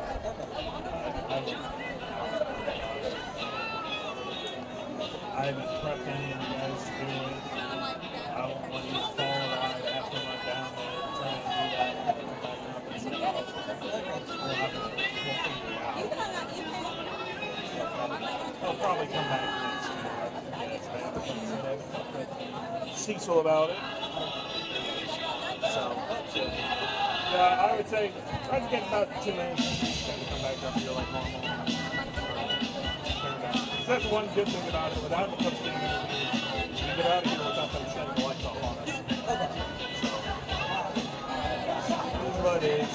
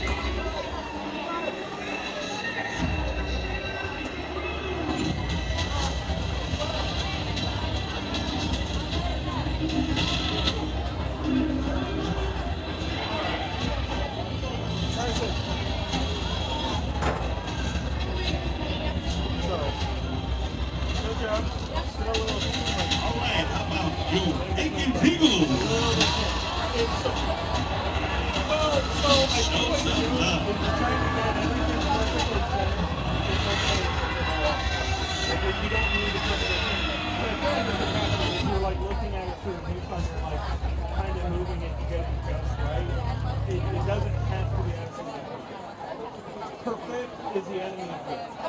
Good is what we're aiming for. Perfect is the enemy of good. So it doesn't have to be perfectly centered in the viewfinder. The results thing is okay. Because you're going to end up moving during the game. So I wouldn't worry too much about getting it perfectly centered before the snap. Does that make sense?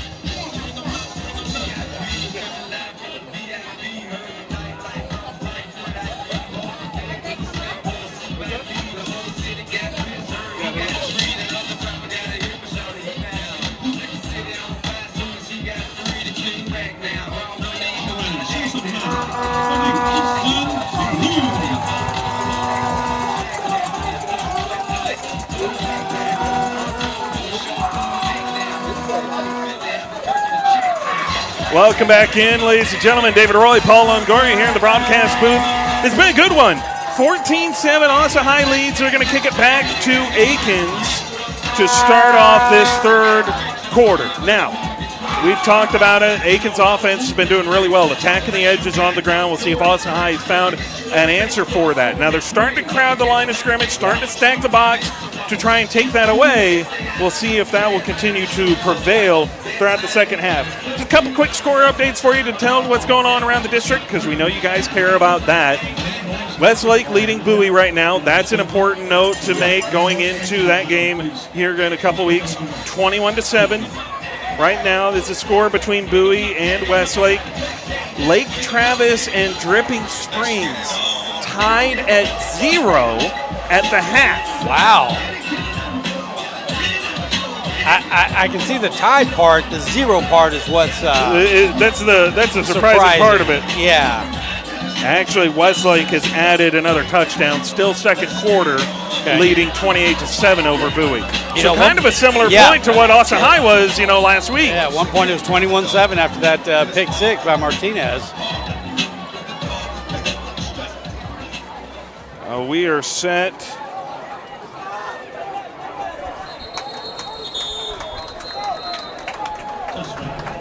And that kick will go in the end zone for a touchback. So Akins. First down for the We'll see what adjustments are made from both sides of the ball for both teams. As you mentioned, Austin High started kind of loading that box up a little bit more after being gassed really on that first drive for 85 yards in the initial score.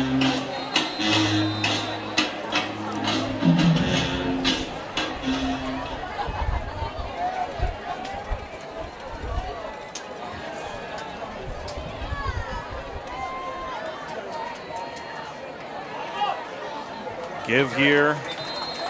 Not picking up much, maybe a gain of 3. For the Akins Eagles. Number 22. It's Dylan Hager. Tackled by Holtz. Brings up second down.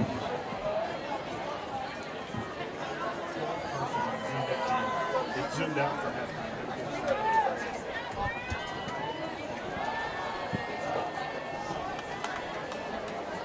I actually say he picked up 4, Yeah, so 4 on second that, and 6. Cagle in trouble, looking to throw, lofts this one wide open, caught. That's a first down. That's going to come back, though. He crossed the line of scrimmage again. Or not again. The first penalty wasn't on that, but he did cross the line of scrimmage. The first one was the illegal man downfield. Yeah. It's hard when you're running, a couple of reasons. When you're running that RPO and that ball doesn't come out fairly soon, you're prone to get ineligible downfield. In this case, for sure, you're prone to get it when the quarterback breaks the pocket and scrambles, but in this case, he simply went over the line of scrimmage. Illegal forward back. Offense number 22. It's a 5-yard penalty from the spot. Lost it down. It's third down. I don't know why he just didn't keep it and run. I think he had the first down. I know he saw him come open, but I mean, at that point, you just tuck it and go.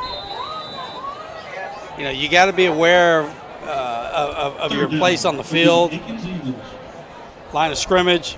That's a big penalty. Yeah, it is. I mean, that's a first down. I mean, if he just runs it, he's got the first down. That'll be on the 35. I don't think it was going to be a game-breaking type play, but he had some green in front of him to grab that first down. Cagle rolling right, quick throw, and they'll rule that a catch. A catch by number 9. But it is going to bring up fourth down. He's well short of the sticks at the 31-yard line, and it looks like Akins will send out the punting unit. For the Eagles. So it looks like the Maroons will have the first service break of the second half here, force the punt. Chance maybe to add to this lead. Oh, and it looks like, too, it looks like they ultimately gave him about 7 because it's 4th and 4. Yeah. And Akins, again on a punting unit, has to run somebody on late. Oh, that's going to be a high That's snap. a high snap. It's over his head. He just barely gets it off, and it is not a great punt. And yet it takes a pretty good Akins bounce. Wow. Bit of a missed opportunity there. High snap. Hunter did a really nice job of fielding the ball. The ball took a fortuitous bounce pretty straight up, but still he had to have the wherewithal to grab it, turn around, manage to get the punt off. I don't think he got more than 3 feet off the air, but it ended up being I don't know, close to about a 30-yard punt, put Austin High back just outside their 42.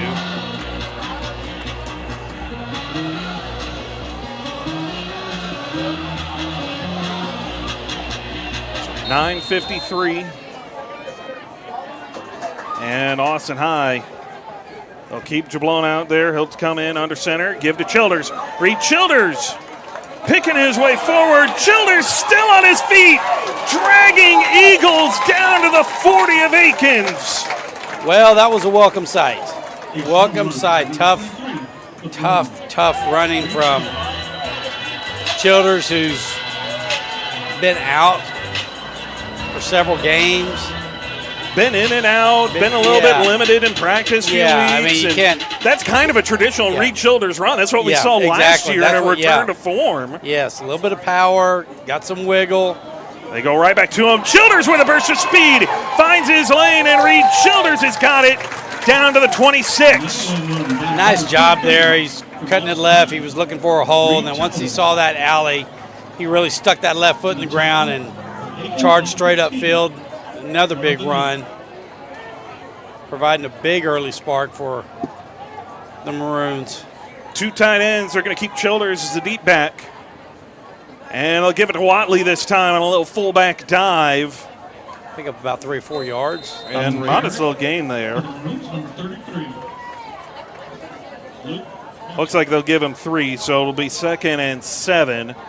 But 2 big Reed Childers runs has them knocking on the door of the red zone for the first time here in the third quarter.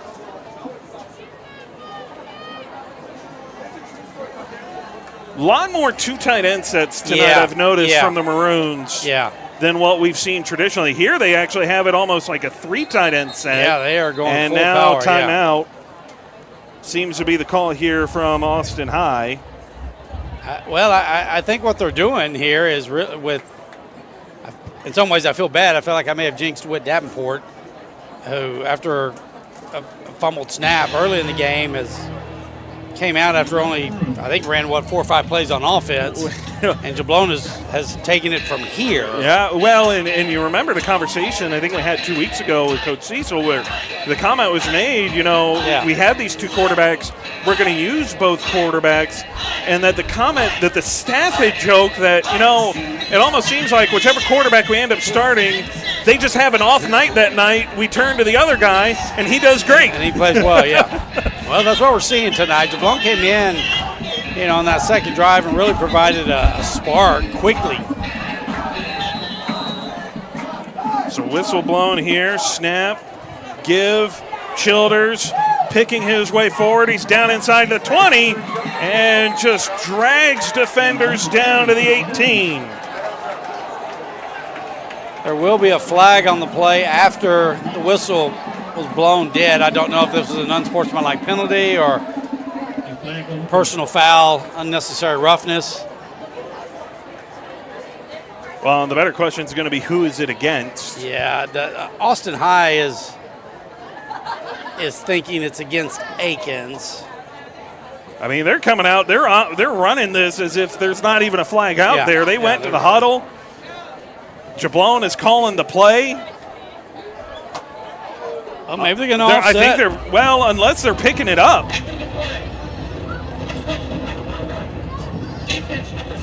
No. That's a half the distance penalty. That's number 7, first unsportsmanlike conduct. So it'll be first down and goal to go because it's half the distance to the goal. So Austin High now has 8 yards to pay dirt.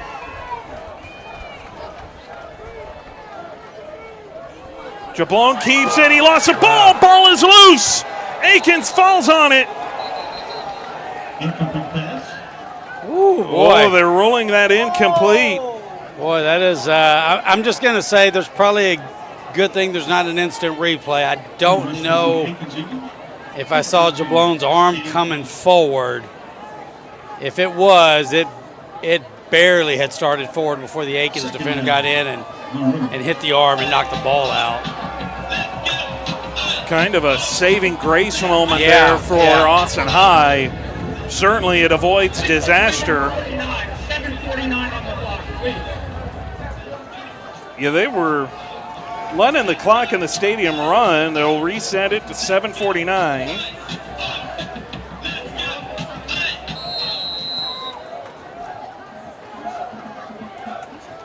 Snap, give to Childers. Childers balled up pretty quickly there. In fact, I think he'll lose a yard.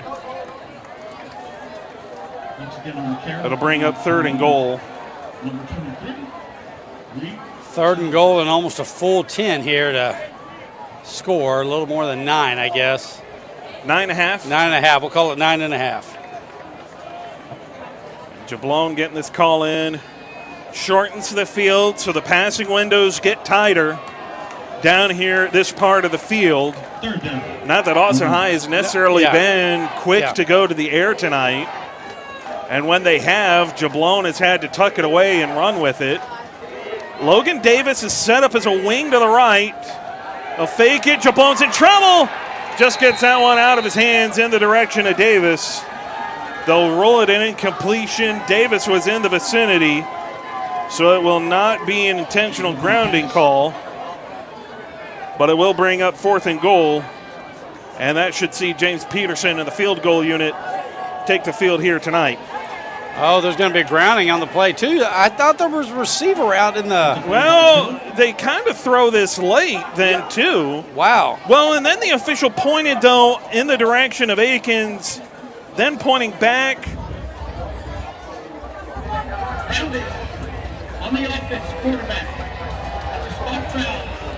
Off the down. It's 4th down. I mean, my thing of it is, I kind of feel like, so I always kind of hate to say this. In some ways, you could say, well, it's a makeup call maybe for the fumble, not fumble to the completion. Perhaps. And I always hate kind of putting that out there, but, okay, maybe if you want to make that argument at home, fine.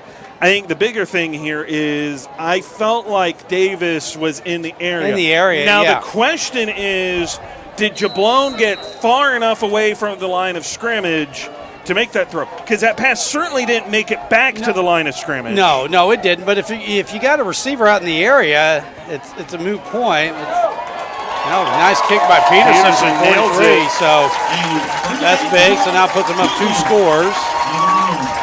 So the initial surge in the drive gets blunted, but they do come away with 3 points. A big 3 points, puts them up 17-7.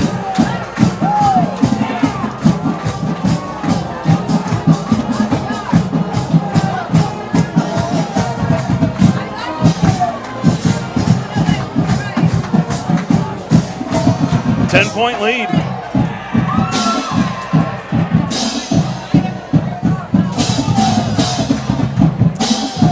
And I don't know if it's a makeup call. I don't know. Some fans might say, well, it kind of feels like, you're trying to give one back to Akins if you feel like you took one away or something like that.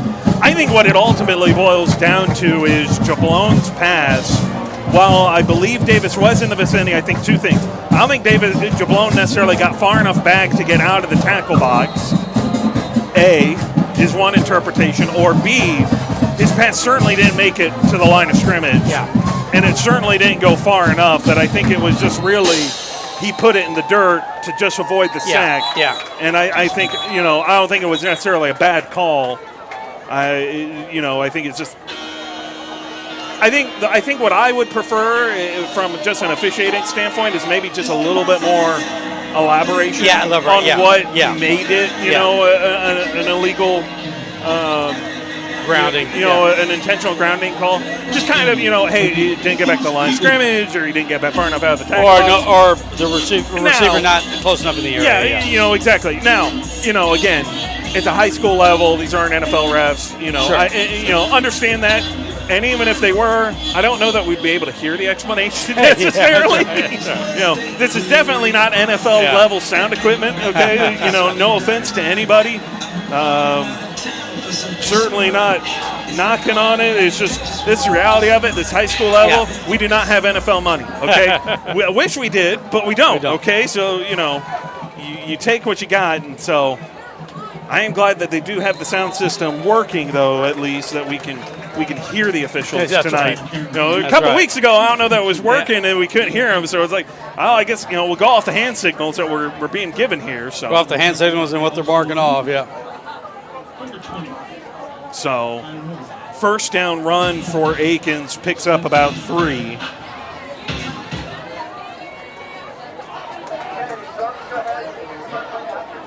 And the second down run from Carter, it's got a little bit more. Out across to the 39. And it's a first down. Yeah, nice run, nice bounce to the outside. He had a nice little wall out there. And very nice gain. Pick up the first down. First set of downs here for the Eagles. Looking to get back into this game down 2 scores, 17-10.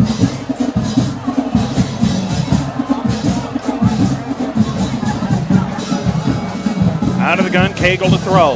In trouble.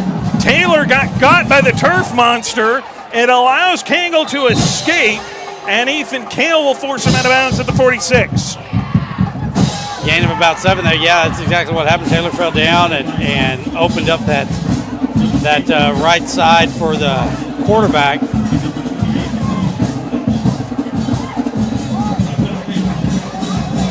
He just got by the turf monster. Turf monster got him. We just kind of reached up, grabbed that ankle.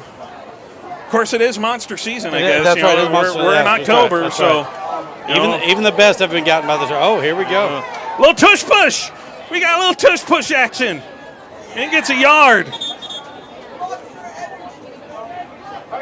Well, that was a flurry of activity to get a yard, but bring up 3rd and 3 for Akins. A little surprised at that call so far out. Maybe they probably thought they'd catch the Maroons maybe in without the right personnel. Carter will go off the field. I wonder if he's I don't know if he's dinged up or what. I think it's just a package. Okay. That they take him out, go for a little bit more size. So it is. They move Cagle, the running back, and they're going to get a penalty. So they brought Tolivar in as a quarterback. Yeah. And they moved Cagle back to a tailback spot. And now here comes Carter. And now Carter comes back out onto the field. I sometimes I just don't understand a call like that. I'm not sure exactly what Cagle brings that, unless maybe they were setting up something. Maybe they were setting up a pass. Could be.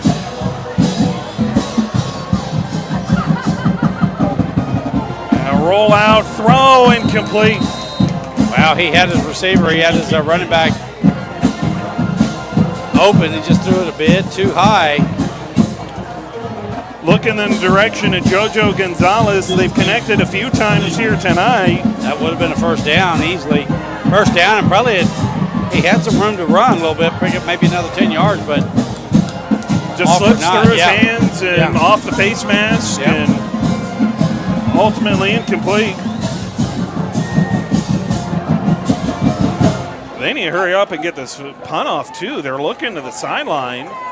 It's 4th and 7 in a 10-point game here in the 3rd. It's a little bit early to consider a fake punt. It's high. And another line drive punt.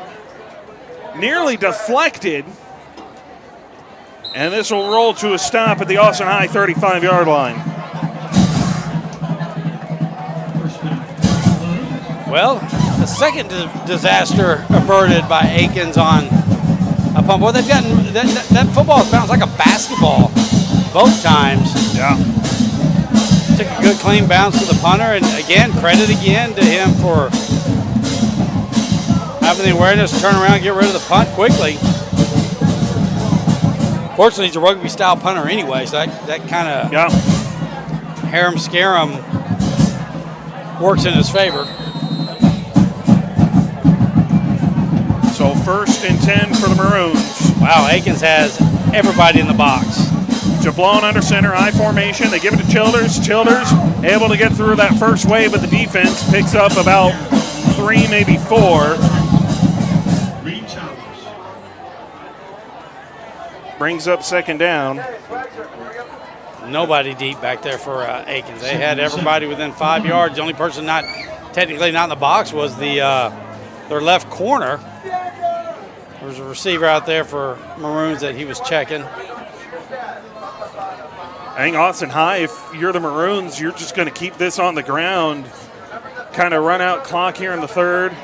Now they'll split 2 wide to the right. Receiver coming to motions, Hoopman. Offset I in the backfield. And they'll give it to DeLeon this time. Running right, Caleb DeLeon with a burst of speed. Hard collision at the line to gain, but he will roll forward, and that is a 1st down for the Maroons.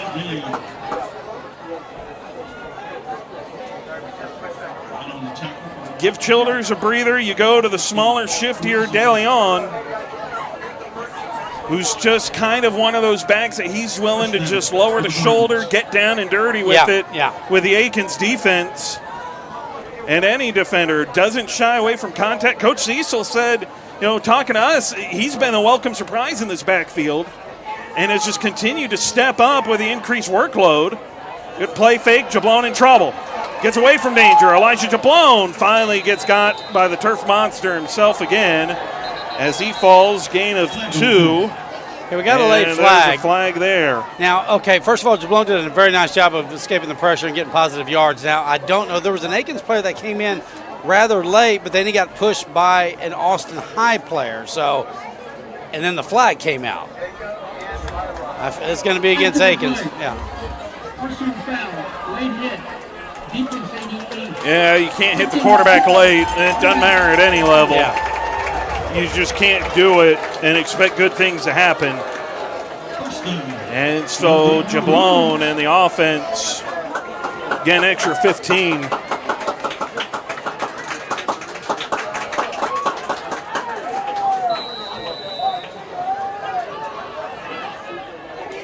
Offset eye to the left here. Receiver in motion, Hoopman. Snap, give, back to Childers. Childers with room. Reed Childers barreling ahead. He's got the 1st down to the 27-yard line this time, 28. Well, you can see as soon as he got the ball, he had clear sailing up to the 2nd level. So it was just a matter of, do they get him at the 2nd level or does he bounce into the 3rd, and which is what he did. But he couldn't get that ball fast enough. He was ready to get up in there.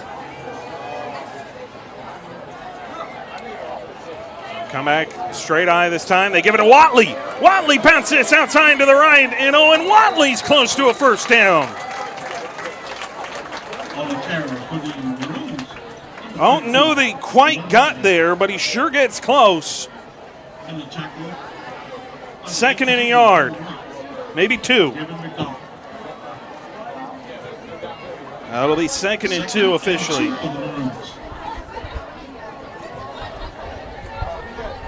I formation here again. 2 wide to the left. It's Ford and Hoopman with Ford in the slot. Childers a deep back again. Give it to Childers. Childers starts inside, tries to bounce this to the right. Gets back to the line of scrimmage and then falling forward, maybe picks up 1. They're going to mark him short. So it'll be 3rd and a yard away from a new set of downs. Out comes Brady Ford. In comes Davis Deering as a 2nd tight end. With Jablon looking to the sideline for the play call. Down inside 2 minutes.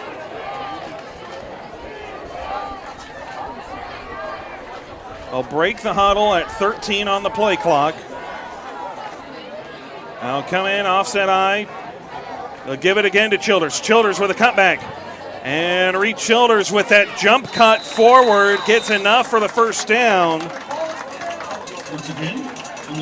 I'll keep this drive moving along.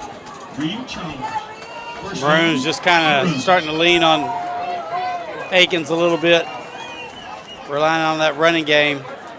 Good to see Childers back for the Maroons.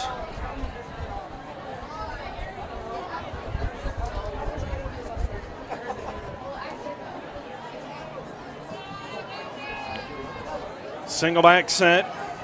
DeLeon, the deep back. He's in for Childers. Forward in motion. Flag is thrown as Caleb DeLeon walks into the end zone. It's a touchdown for the moment, but will it stand? I think we're going to have a, let's see. Now they got offsides.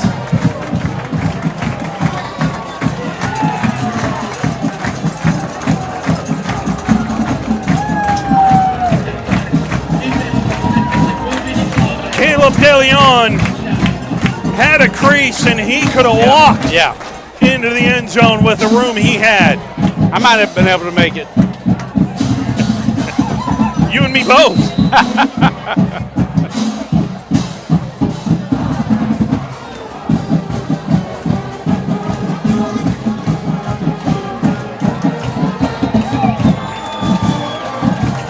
Well, the extra point is good.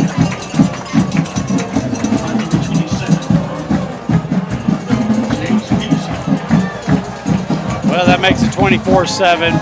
Big score there by the Maroons. Akins now down 17 with just over a minute left in this third quarter.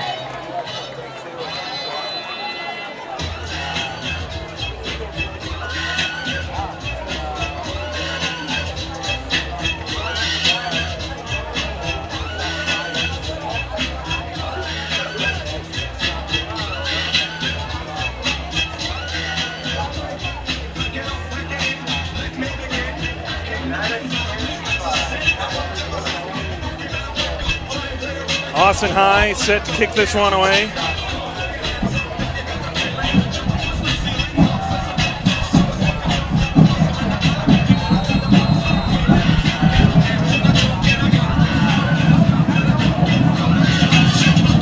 And James Peterson had a busy night tonight. And he will send this into the end zone for the touchback. Well, you don't mind if your kicker's happy, if your kicker's busy.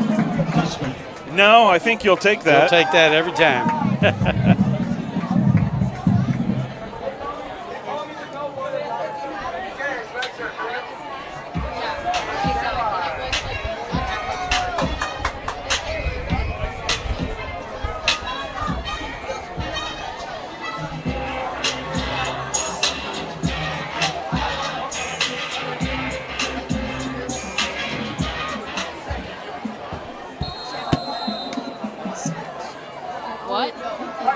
And snap, throw is incomplete, and there's the flag. And that's going to be against the Maroon secondary. Well, there's a third one. Well, I think we have an unsportsmanlike penalty, so we got a few in here. It was in the pass was thrown in the direction of Gonzalez. You had two defenders. Vince Geyer was in the area, and it's Geyer who is being brought over to talk with Coach Cecil. Gets tapped on the helmet, gets sent back out there. So basically, I think what we're going to have. I think Geyer had a little grab and tug. He did, but then the intended receiver, he must have said something. He's walked by the official because that's when that flag came out. So we've got some stepping off to do. So there's a pass interference call against Austin High. I think you're just going to, there's the offset call. And you replay first down. I don't think it's Mike's on. Yeah, I don't think it is either. Boy, Akins is already in a deep enough hole. That's a tough one to give away. You got a 15. You basically got 15 yards on a PI, but then it's negated really by the 15 yards unsportsmanlike. And then, it had to be from Gonzalez because the officials stopped to say something to him. He's in trouble, tucks it and runs, has a first down. Well, he pretty much gets the ball back out to where the pass interference was. So just a few seconds and one play later, and we're none the worse for wear. Yeah, exactly.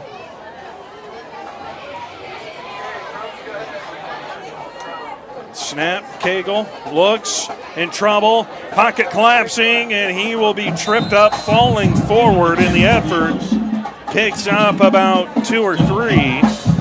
Nice job of him to make something out of nothing. We'll see if the Eagles try to get this play in. We're coming up on 15 seconds left in the third quarter. We got a play call coming in. We'll see if they get up and run it. Clock ticking down. They do. Pass outside to the left, and it is caught. But right there in position to make the stop, and it's a big one. Brings up third down. And that is the end of the third quarter.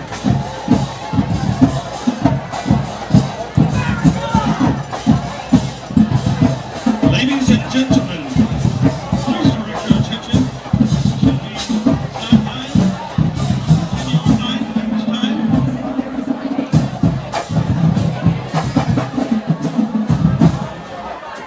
Take you through our MVP sponsors real quick as we head into the fourth quarter. Nance Orthopedics, Plains Capital Bank, St. John's Studios, Tarrytown Pharmacy, and of course, Z3 Real Estate.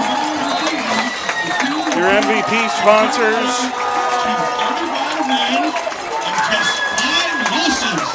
Let's show some love for these young men. The volleyball team is also in hand. And of course, the championship level sponsors, Austin Affinity, Lee's Market, Meat Market, and the West Austin Corsairs, among them.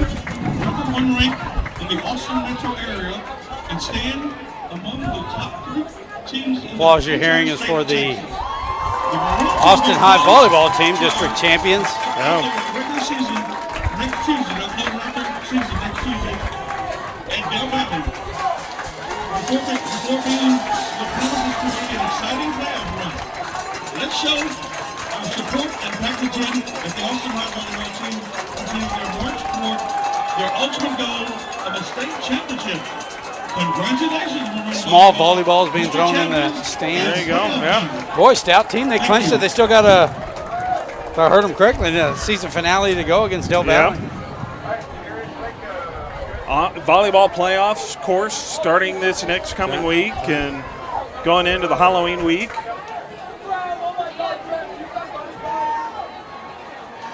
Third and 8 as we open up this fourth quarter for this Akins team. Snap, Cagle over the head of Gonzalez, incomplete.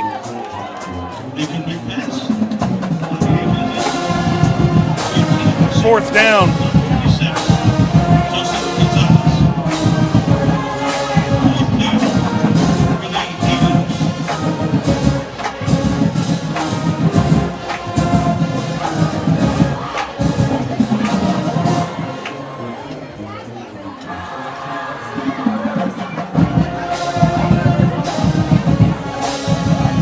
Time is ticking down here on this play clock. They have the punt unit on the field. If I'm Austin High, as long as it's taken them to get the call in, I'd be concerned about a fake here. Yeah. There's a snap. Punt is away. Finally gets this one off cleanly, and Martinez does field it cleanly. Trying to get away from one. Lost his shoe in the process, and they'll finally stop him at about, let's see where they mark him, at the 13.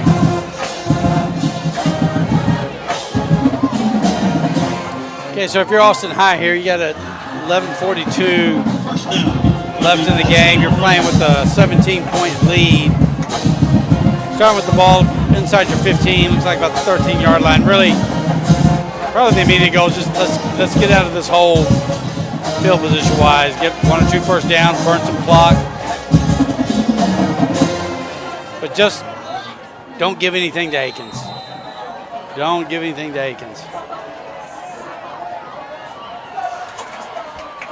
Snap, give. Pushing his way through this Akins defense for a nice gain of 8. De Leon with another nice run. That gets that clock started back up. Looks like they actually end up giving De Leon 9 on the carry.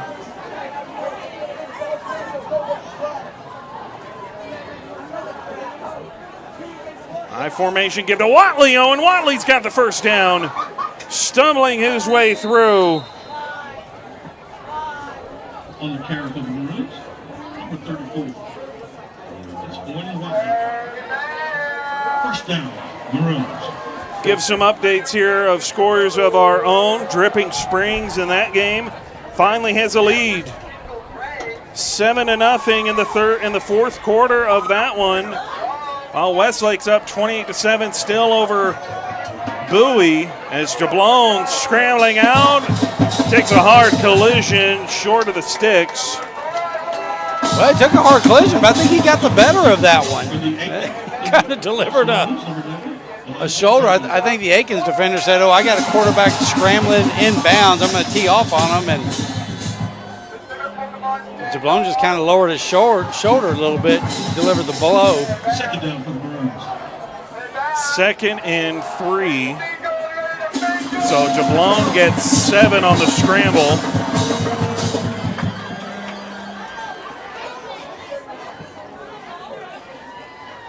Two wide here to the right, 2 tight ends to the left. Elijah Jablon, snap, give.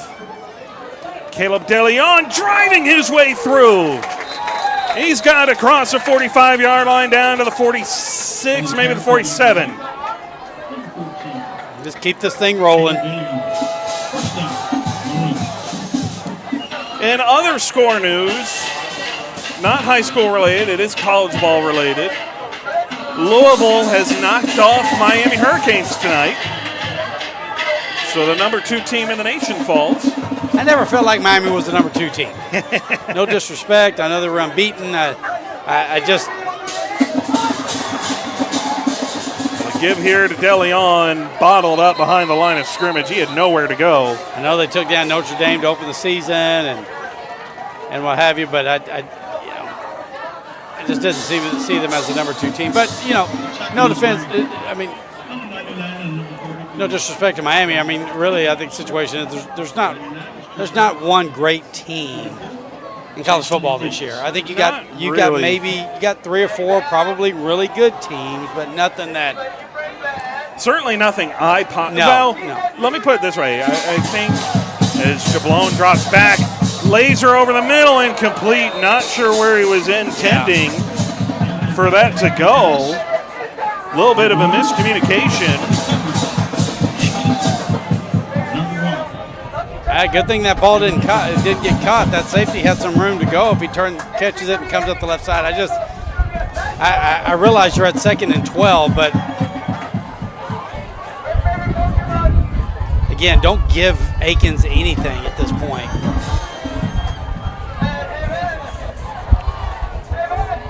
So it'll be 3rd down, long 3rd down. They'll come out 4 wide, trips here to the right. Jablon in the backfield, De Leon to his right. Jablon has all kinds of time. He's going to loft this. He's got Logan Davis. It's underthrown. Davis can't hold on. Incomplete pass. The intended receiver. Just a little too much air under it from Elijah Jablon. I appreciate him trying to give Davis a chance to make the play, but you kind of got to lay it out there and let him run under it instead of giving him a jump ball. Yeah. And instead, it's what it more turns into. It's more of a jump ball, less of a go ball. And Logan Davis can't fight his way back in time. What did you say the score of that Dripping Springs game was? 7-0. 7-0. Okay. Wow. You don't see Lake Travis with a goose egg so late in the game. Be a delay of game on this one. kind of back them up.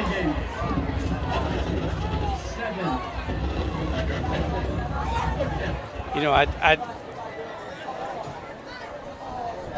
obviously the Maroons have firm control of this game, but you throw 2 incompletions on 2nd and 3rd down. I mean, really, with clock at 8:36, conceivably that clock could have been down closer to about 7 minutes when you're putting this thing away if you just kind of keep it on the ground. And that's a high punt, too. Good bounce. But it takes a nice Austin High bounce and roll down to the 20, where it'll be stopped and returned to Akins for possession.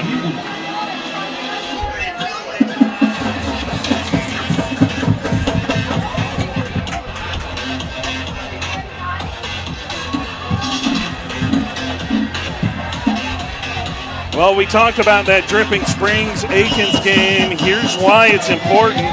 We'll pull up the district standings for you here on your screen. Dripping Springs right now at the top of the district, 7-0, and right there, hot on their heels is Lake Travis. Lake Travis, yeah. 6-0. Dripping Springs 4-0 in conference or in district right now, and Lake Travis just behind them at 2-0. And then, of course, there in the middle of your screen, that big matchup between Westlake, between Bowie and Austin High. Of course, Westlake and Bowie playing tonight. That one maybe a little bit closer than you might have expected.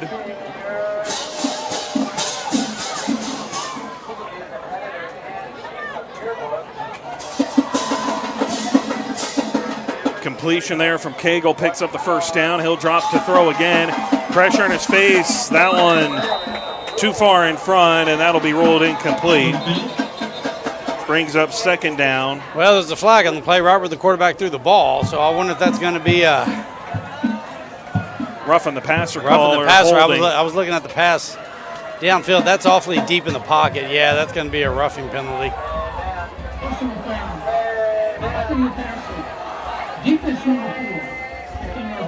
So Burns, the guilty party.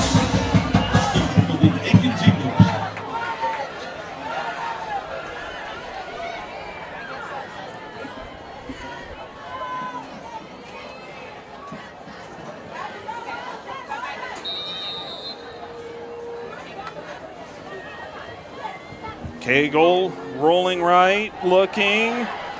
Pass is completed. On the reception for the Eagles, number 9, Brendan Rostro.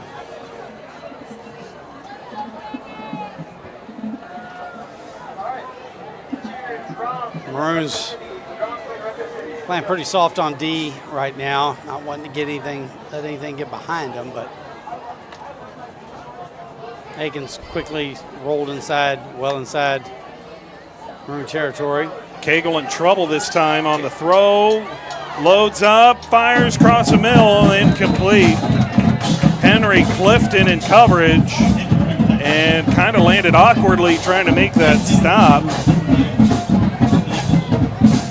Brings up 2nd and 10. Good job by Cagle to avoid the sack. Out comes Clifton, in comes Luke Rensby.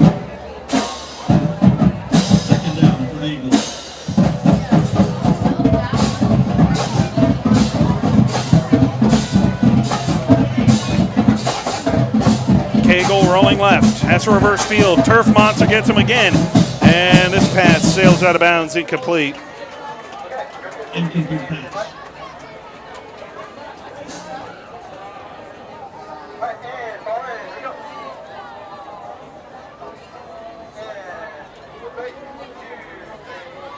Third and 10 for the Eagles.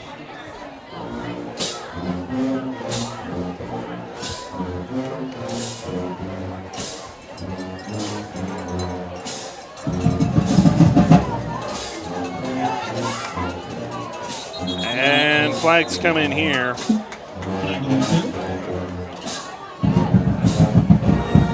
Be a little early movement.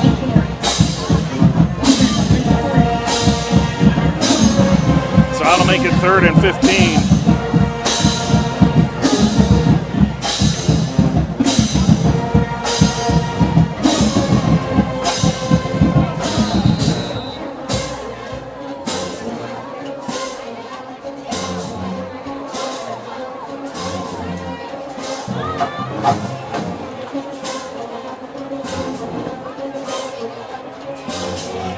They'll come out to the line.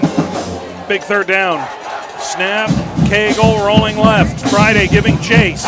Cagle lofts this one, incomplete.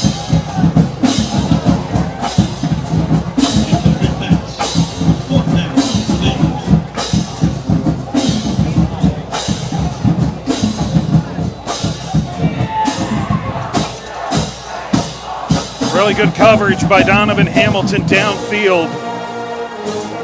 Brings up fourth down.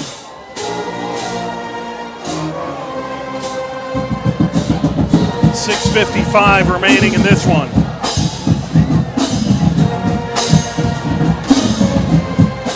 Akins has all 3 timeouts, but time is against them. Yeah. Low snap, it's bobbled. Punter's in trouble, just gets it away. And Logan Davis will field it. Davis has room. Davis trying to make something happen. Logan Davis reversing field. Gets a block. There is a flag. Logan Davis still on his feet. Here comes Logan Davis. Nobody's going to catch him. Logan Davis will score, but I don't think it'll stand.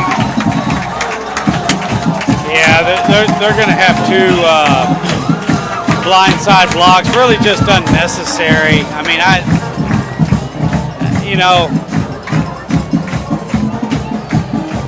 There's one back here at the 44 of Austin High, and then another one further back at the 36. The 36-yard penalty, I think, is the more egregious of the two. Certainly the more clear-cut blindside block. I mean, definitely clear cut. It was a completely useless block.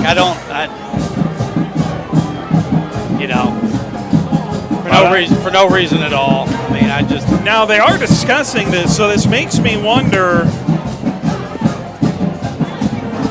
Now they do add another flag here at the 45. You've got Taylor out there signaling for them to come back out.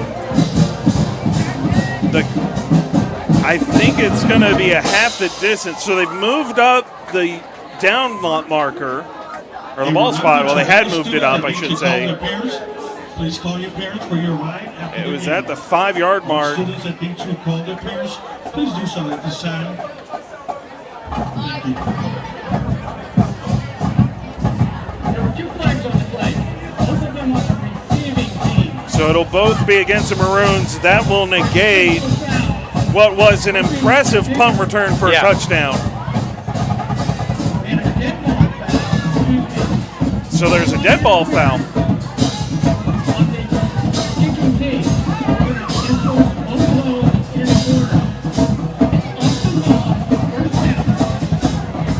I couldn't hear anything. I couldn't hear what the call was.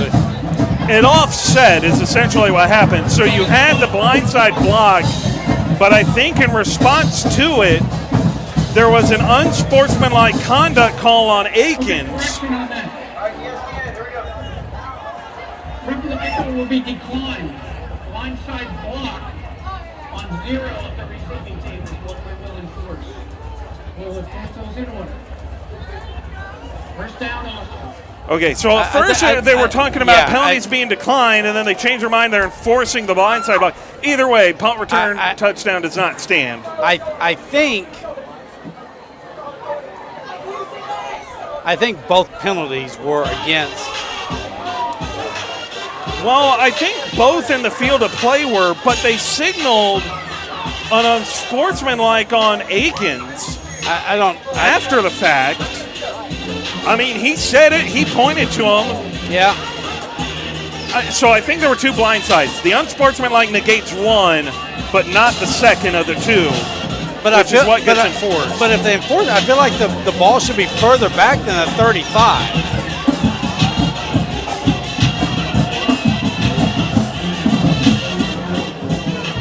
Or maybe not. I don't know. Well, it would be a spot foul, but because you had the touchdown, I guess you just come back to where the penalty occurred. Strong eye formation, snap, give. Caleb DeLeon! First down, Austin High. And we're going to have another unsportsmanlike penalty on Akins.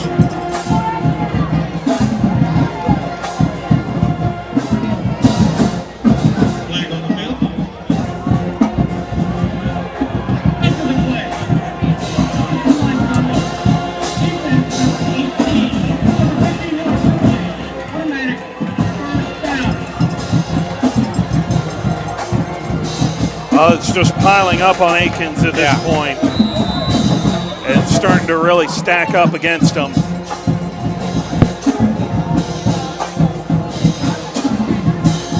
And especially now with it being 1st and 10 for Austin High. Davenport has come into the game. He'll set up under center. Snap, give to DeLeon. DeLeon's got a crease right up the middle. Doesn't even shy away from contact, and another flag comes in. Looks like it's going to be a hold. Caleb DeLeon.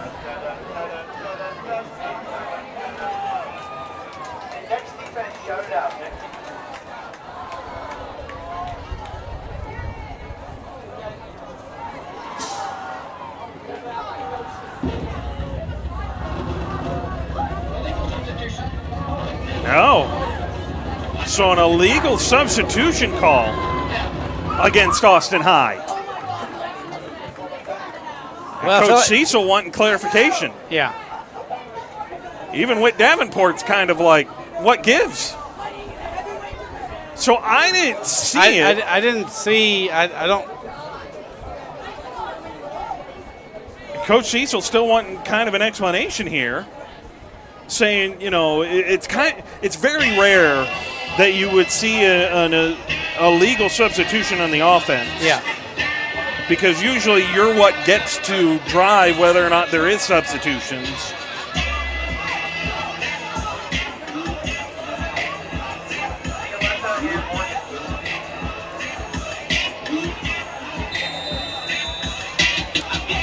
Either way, 1st and 15 for Austin High.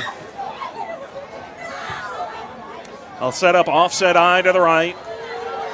Hoopman and Ford are the two receivers. And whistles come in again. And there's another flag now. Boy, what's been a relatively clean game, all of a sudden here in the 4th quarter. Folks, is it the late October heat that we're just... That grinding sound you're hearing is the game coming to a halt. I think we've had probably no less than 5 consecutive plays with some sort of penalty.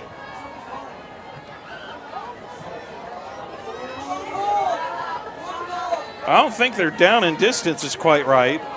This looks like it should be 1st and about 20. The board has it at 1st and 22. Give outside. Davenport got hit on a little, jet orbit sweep for Hoopman. Boy, just a lot going on in a little amount of time here. I mean, it just... And they had the clock rolling at 1.2, which I'm surprised the officials didn't stop that.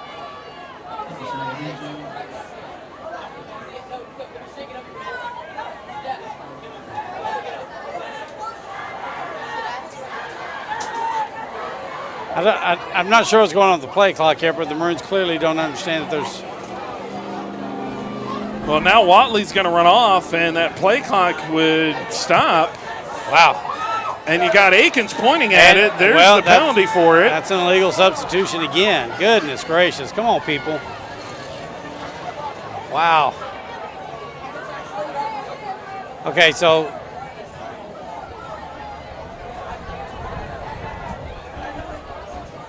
There's just a lot going on right now officiating. Coach Cecil's talking to the line judge. You've got the offense coordinators in a tizzy here about this.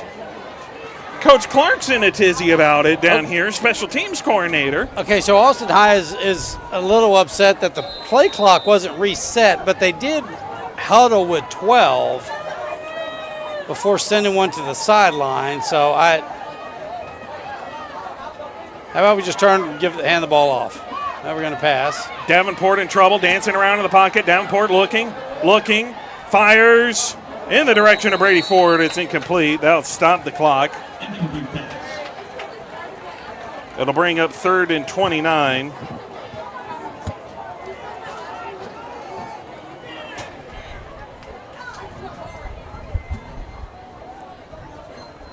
.407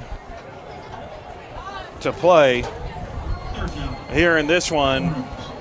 Boy, just an odd sequence of events, Yeah. penalty after Goodness. penalty after penalty, that's turned this into 3rd and 29.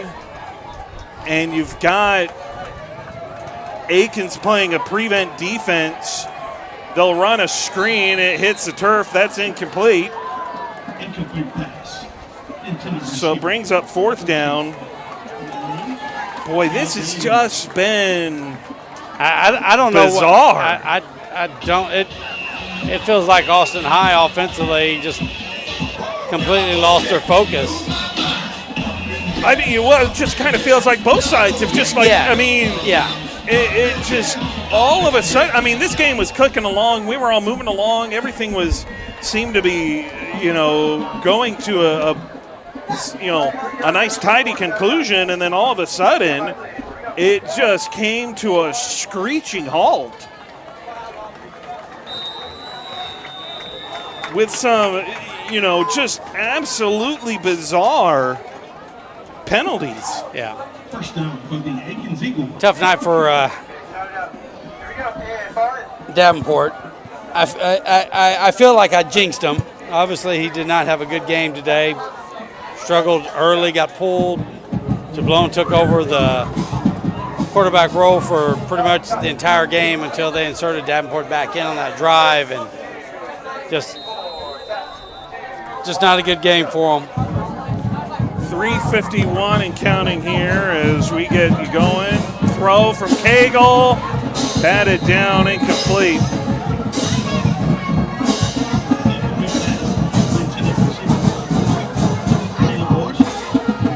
Second down.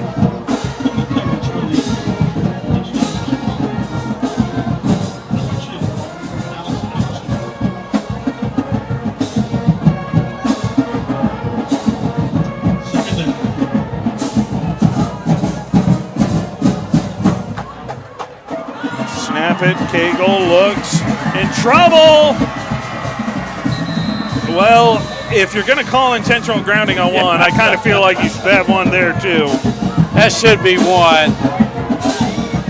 I won't. I mean, Yep, they're going to well, call there it. is a flag. They're going to call it. They dropped the flag in the end zone. Well, and Austin High trying to say, oh, that's a safety. Yeah, it is. And it is.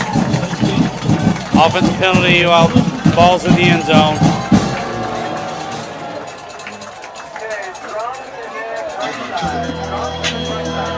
Austin High will get the ball back now, up 26-7, 3:34 left. How about we just get it and we just run the ball?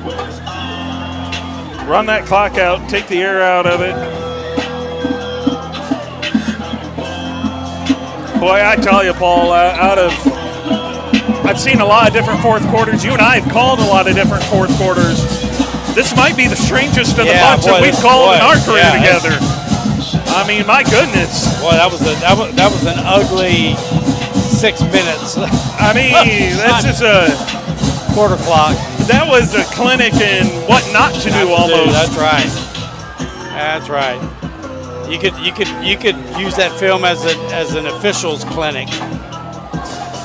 That's exactly right. Let's go over some penalties here. We've got crackback block. We've got unsportsmanlike penalties. We've got delay of game penalties. We've got procedure penalties.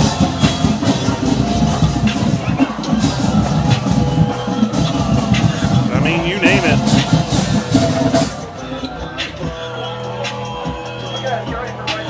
So it looks like 3:34 left, 26-7 lead. Austin High comfortably ahead. Get ready to turn to that bye week, and 2 weeks from tonight. Yeah, we'll pull up the schedule here in just a moment here after they kick this away. Kind of let them play this out.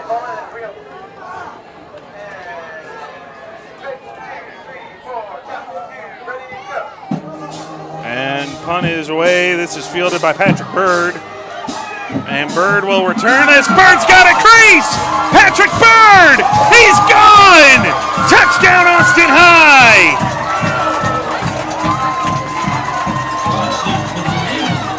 There's no flag. Well, there is a flag, excuse me, in the end zone.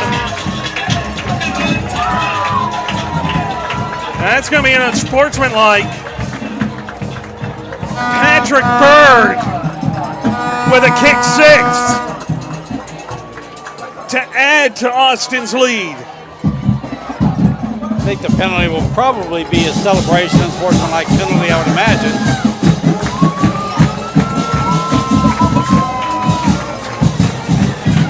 Poor Patrick Bird's got to go back out there and hold the snap.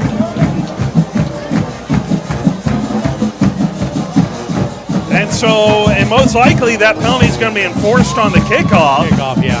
So you're going to add that and give an opportunity to really kind of pin Akins back deep. And if you're Akins, you just cannot afford to give that up in that spot. You know, I know that, you know, it's 3:21, but Akins could stop the clock 3 different times. You still had, however slim it may have been, a window and an opportunity. And unfortunately, you know, the kick six there on the safety just kind of wipes that off and would be the proverbial nail in the coffin. And unfortunately, I don't think Akins has any vampires on their side of the field where that would not apply. Little Halloween joke for fans at home. Yeah, there. that's right. Bird, hold is good, kick is up.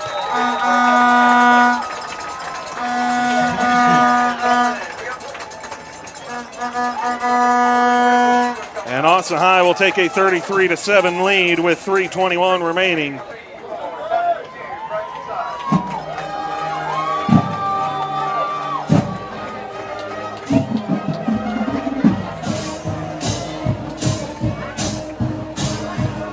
You know, you mentioned the Austin High schedule. Pull that up on the screen for fans here right now. Well, certainly Austin High is going to get their win here tonight. And when you look at the slate, that bye week just now really comes at a really good time. Because certainly I think for Austin High, Coach Cecil tonight has not been as clean of an operation as you would want for being this time of the year, at this stage of the year, with only 2 games left on the slate after tonight. And I get it, it's a must-win. It's a must-win on both sides. And give credit to Akins for, you know, trying to make this a dogfight.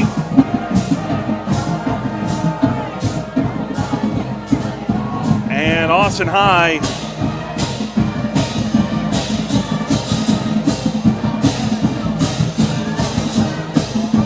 will take the win. Yeah, they will. They will. And probably, as you mentioned, perhaps not as sharp as Coach Cecil and the staff would have liked to have seen, but you know, you get the bye week now to kind of clean some of that up and then kind of prep you there for Bowie coming up in 2 weeks. I'll be at Burger Field now. Akins will return this.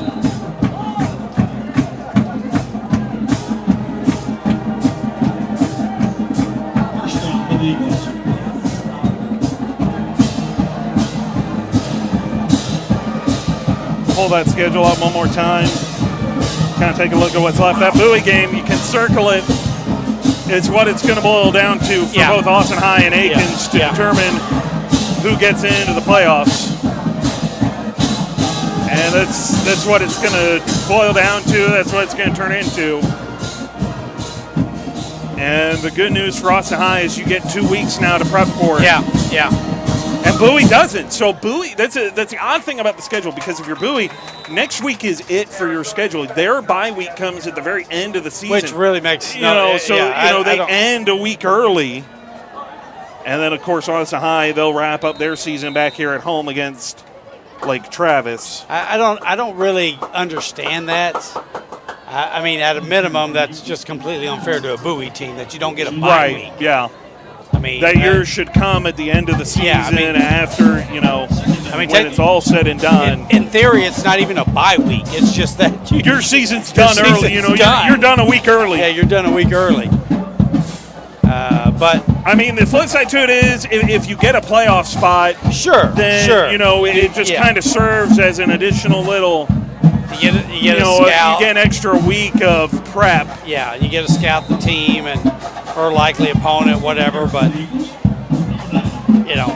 got to get there first. But we'll see. And what's the score of that Bowie Westlake game? It is currently Westlake 30, Bowie still holding at 7. Okay. Lake Travis has tied it with Dripping Springs, and Westlake and Bowie is into the fourth quarter. Okay. Late in the fourth quarter, too, at that. So, going to be a tough test for an Austin High team then going in to Burger Field, Bowie's home, against a Bowie team that on their home turf has held Westlake to 30 points. Yeah. It's not going to be easy. It's not going to be an easy game, but it's the one that will decide their playoff fate. It's as simple as that. So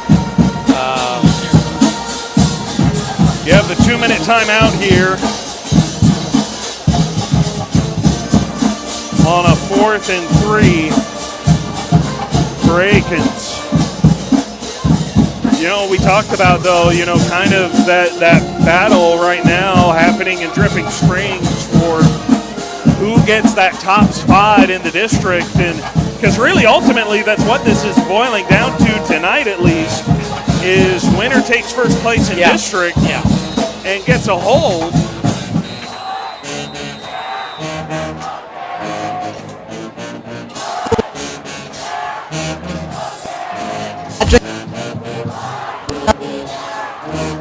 Myself, my name is Humpty.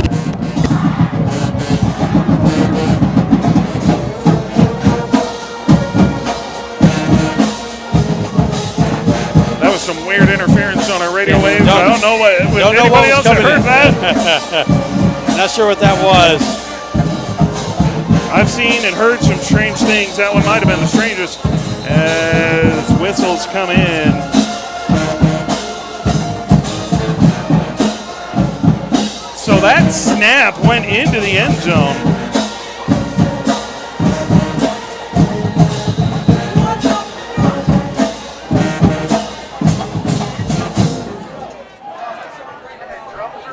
And it's almost like they snapped it before they were ready.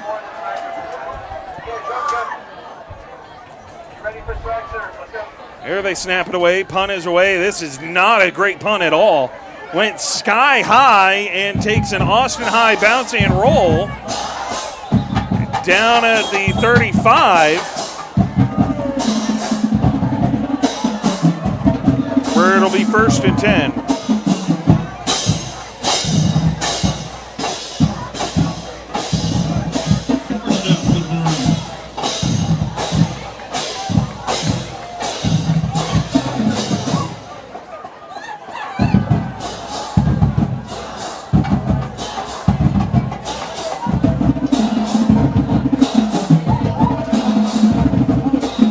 And we got the victory formation. Yep. Austin High can kneel it.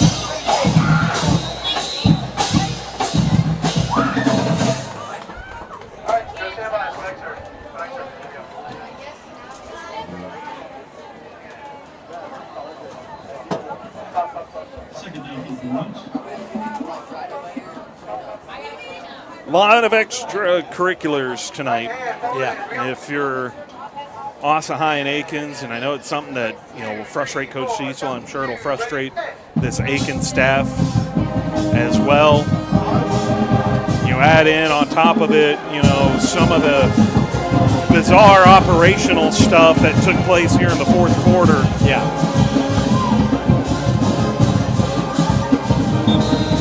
And another kneel down there. Let's snap it one more time.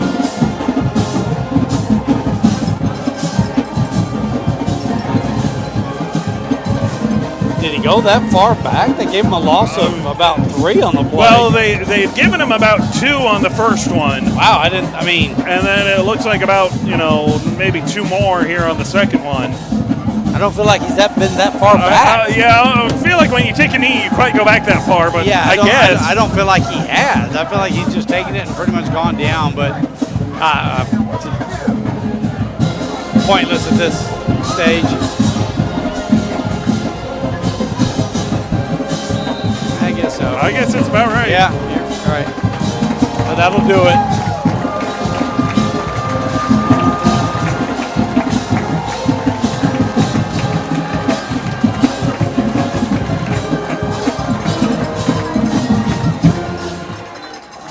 Well, Austin High will hold on and claim a 33-7 lead. Akins jumped out in front 7 on their opening possession, went 85 yards, and it was all Austin High after that.